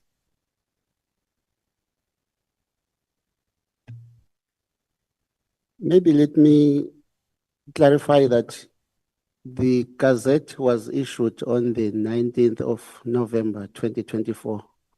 So there is December time, which we went on leave, but I came back on the 3rd of January. That period is the period when, after the Gazette was issued. So during December time was the capturing of the nominations. I did not take any leave except that period of December, which I came back, I think, on the 3rd. Thank you, Chair. I'm fine. Thank you. Even if you're saying you're not fine, your time was done. So, just one or two questions, and then I'll come back to you. Just one or two questions. Honorable Souls wants to ask a question after the time has expired. So allow us to ask first, Honorable Souls. Laten Guban, you are an employee of the department. Earlier on in the meeting, I indicated that I received an apology from Ms. Rulani Ngwenya, who indicated that you guys in the department had received an email from the Director General's office indicating that one, the meeting was postponed, two, I don't know what happened. So do you have this email from the Director General's office that confirms the claims by Ms. Rulani Ngwenya? I did receive the email, but I think it is important for its content to be read for the committee. Yeah. I have about 4 emails. I'll read all of them. On this specific day? Okay, let's hear. The first email is dated 15 July 2025. Dear senior managers, please note that the Office of the Honorable Minister has forwarded an apology and they will not be attending the Portfolio Committee on Friday. Therefore, we are not required to support the Minister. Respectfully, full stop.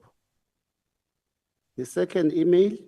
So this email comes from where? Oh, sorry. It comes from the Chief Director in the Office of the Director General. Okay. The second one, dear senior manager, this one is dated 15 July, okay. Dear senior managers, may you please be on standby as the Portfolio Committee has requested our Honorable Minister to reconsider her apology of not attending the session. Senior managers will be informed accordingly following the Honorable Minister's response to the Portfolio Committee. I hope you find that in order. Respectfully, full stop. That is the second one.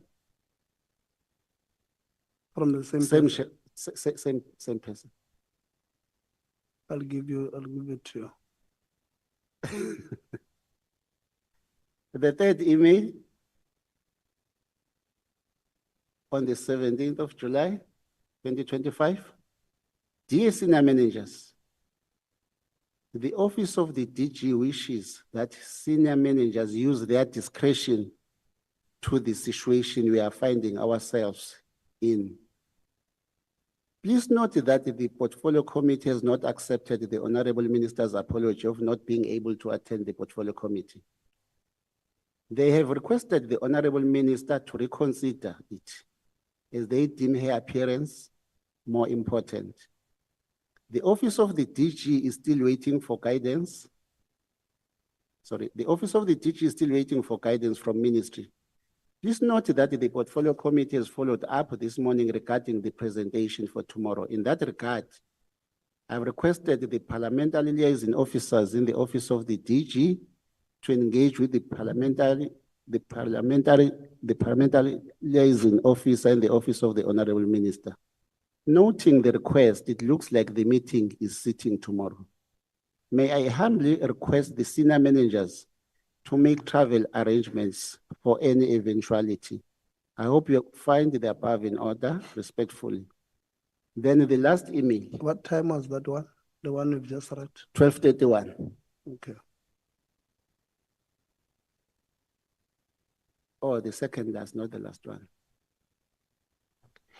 This one, 14:58. Dear senior managers, please note that it has come to the attention of the DG's office that you had received personal invitation to appear before Parliament.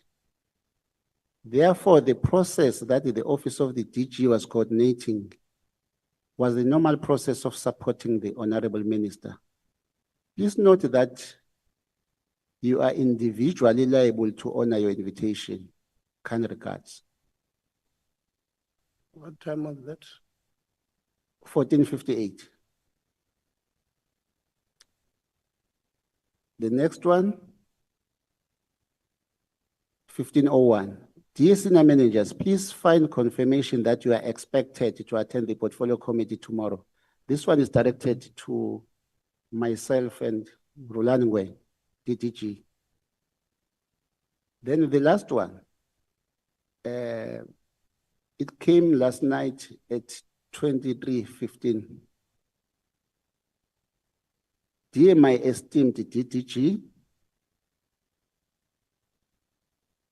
please note that it has come to the attention of the office of the DG that individuals were invited and the office of the DG was not copied. The individuals should honor their invitations to the portfolio committee. I hope you find this in order. That one was sent at 23:15. I think it also follows the inquiries which were made by the DTG, Mr. Mvalo, and the DTG, Ms. Roland Ngwe, asking as to what should we do. Thank you. No, thank you very much. Very helpful. So,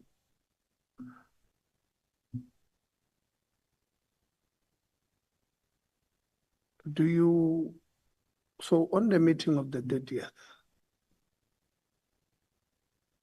a question, I know Honorable Low asked it, but I'm asking it different.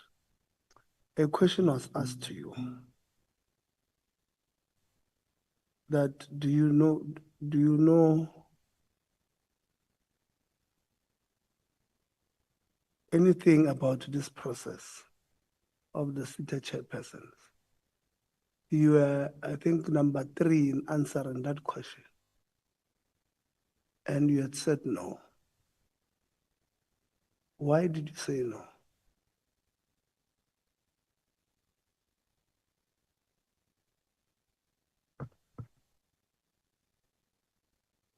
I did not say no to mislead the committee. I might have misunderstood the question, which I thought it to be asking me about my involvement as a panel member. And in case I misunderstood the question, I would humbly apologize if that was interpreted, if that is how it was interpreted. But I thought the question to be asking me about my role in the process. Okay.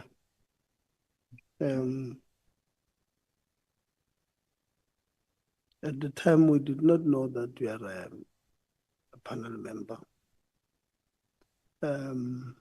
It's okay. We'll discuss as the committee what we do. I think we've had yourself. So, Advocate Terry, you said you were So prior to you being approached, Mr. Makasi called you and asked if you are willing to assist in this process. Did you ask in what capacity was he making that inquiry? Sorry, Chair, you're saying prior to getting the email from the minister? No, I didn't ask, Chair. Okay. So maybe you thought it's a normal way of the briefing parts that you guys sometimes do as lawyers and advocates. You'd know, Mr. Makasi has operated in the within the public institutions of government. So I didn't see anything untoward about him saying, would I be willing to assist? Or even asking why is he asking me, or what would be his role? It wasn't an issue. Okay. Before we close, you had a follow-up, Lonzi, let's start with you. It must be quick, less than a minute, a follow-up. Yeah, no, it's a follow-up, Chair. Just that my time ended back then and I wanted to be disciplined and stop. So that I'm not removed by bouncers. Yeah. Just the last one, Mr. Mabuza. Why didn't you respond to the letter from the minister appointing you to be in the board? Especially because both you and I have established that this has never happened before. It's not. So when you suggest in your letter that you didn't respond because this is your everyday work, you've been doing this since 2011 and all of that. But here is your minister, your employer in bracket, in inverted commas, as you put, sending you a letter, appointing you to such an important panel. But not only that, something that you say to us has never happened before. Yeah. Why wouldn't you respond to that letter? Sure. Mr. Nguman.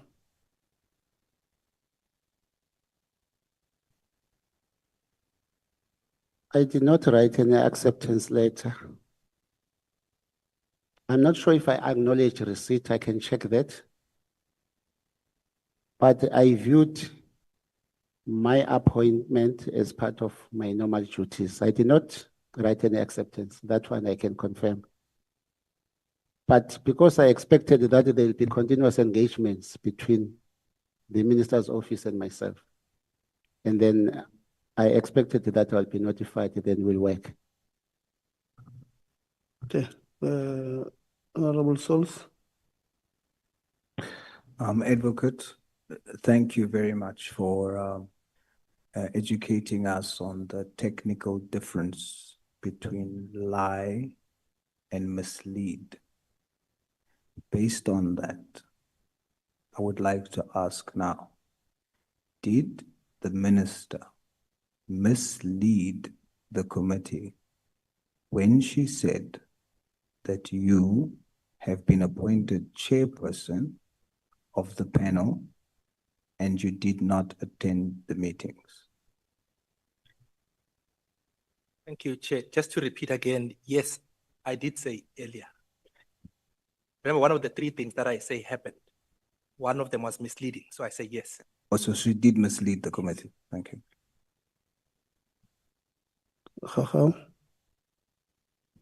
Thank you, Tate Mutau. I think you've been clear with everything. Tate Mabuza, Ngubane, just quickly, I'm going to say 5 things and I need you to help me understand if my understanding is correct. So you suggested to the ministry that there must be, for the first time, a panel that must be set up instead of the process that was followed in the past, a selection and evaluation process. After that, the minister then appoints you and Advocate Mutau, but you as chairperson of the panel that you recommended to her that must exist.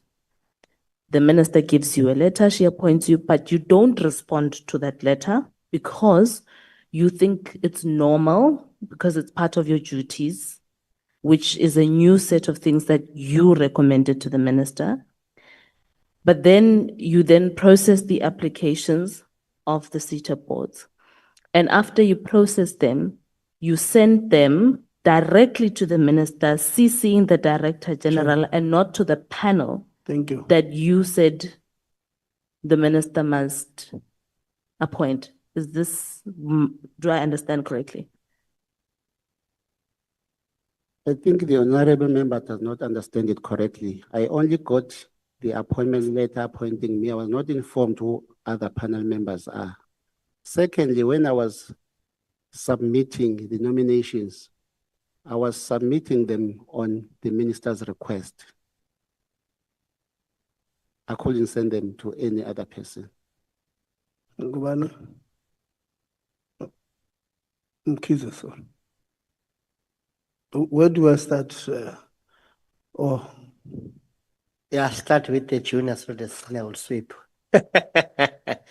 Ndate Ngubane, just for me to be well grounded on the case you're advancing here.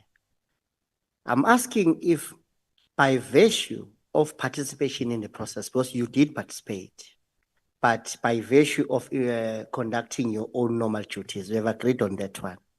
So my follow-up question on that one, would you say you had zero influence as to who gets appointed in the end by participating through your normal duties? Not at all. No influence? Not at all. Thank you. Thank you, Ndate Ngubane. Yeah, thank you, Chairperson.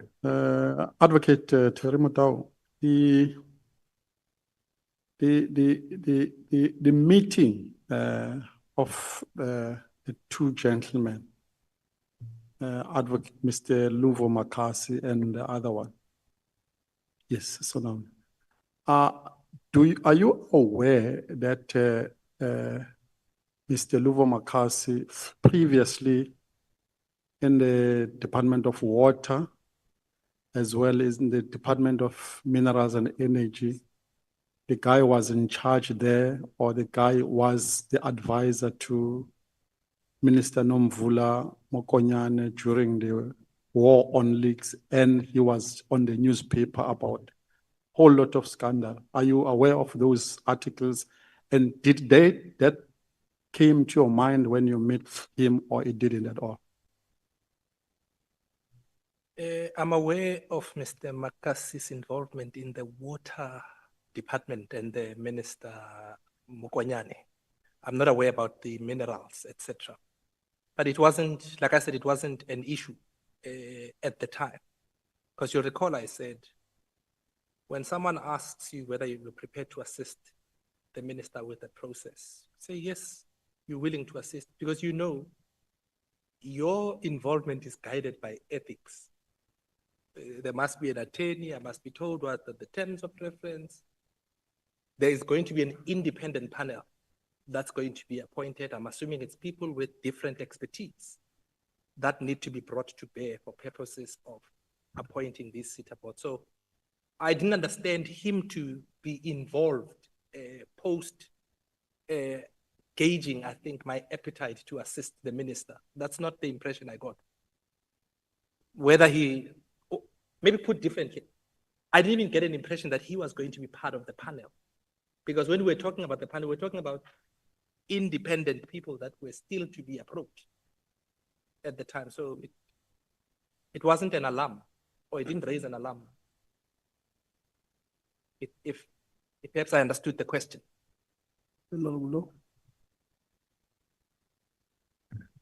Thanks, Ndate Ngubane. I did make mention of your role and your KPIs of lately, and I was a bit, I did mention it in a way that you should all consciously understand, and as I understand how governance operates. So my question comes that after you've submitted the nominations to the minister, in between that period, were there any technical advice you gave, or was there any request that you could have received from the minister? You never did anything. You just submitted nominations after you sat there. You know, I'm asking this, Ndate Ngubane. If indeed, as you said in your letter, this is your competence, you would have known better to say that any conclusion of a process that regarding you should either technical advice or give administrative directive, because you've had more experience compared to any other director. So from the process of submitting nomination, what was your therefore role from there, or you were just not bothered, you just submitted? Maybe let me indicate that the administrative role that I perform also includes writing the submission for the minister's approval. I did receive the list of the nomination, the list of the 21 names or candidates that needed to be appointed. I did receive those. Okay. It's Chief Director, SETA Coordination. The time is past now. Let's do this, colleagues. Let's thank you, Mr. Nguban and Advocate Matau, for coming. We really appreciate taking time. There was something that I can't remember who asked you the question. If when they asked if you think there's a possibility that you will be targeted and fired at work. I can't remember who said it. Desiree.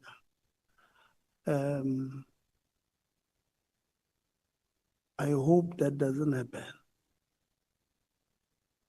We do have sometimes people appearing before the committee, and when they leave here, whether it's at the TVET college, at the university, when they get home, they are being targeted by institutions. I hope that doesn't happen. It's one thing that as this committee, we are going to fight that mentality where a student leader coming from a specific university comes present before the committee, shows us pictures of where the university is making them sleep. And then when they get back, the university targets that student or a worker who exposes such things. And when they get back, the institution targets them. It's something that we're going to fight with everything we have until we win it. We still have others who believe that they're in charge of the system and they'll use their institutional autonomy to do as they please. But it's something that we'll fight with everything we have. That will include some of the drastic changes that we would want to propose on the Higher Education Act, on the CET Act, on the Skills Development Act, because it can't be business as usual. When we have very learned people, advocate, who use this act to suppress dissent. It can't be. We don't like dissent. We want systems that works, almost automatically to advance the plight of our people. But in order for us to get there, there are certain disruptions in the system that must be exerted, and we're going to do that. So we wish you all the best, colleagues. I know Honorable Zondo wanted us to ask that you come next week. I don't think it will be necessary. I think we've exhausted. You have said what, in essence, at the bottom line of your letters is that you were not, you did not execute any duties as panel members.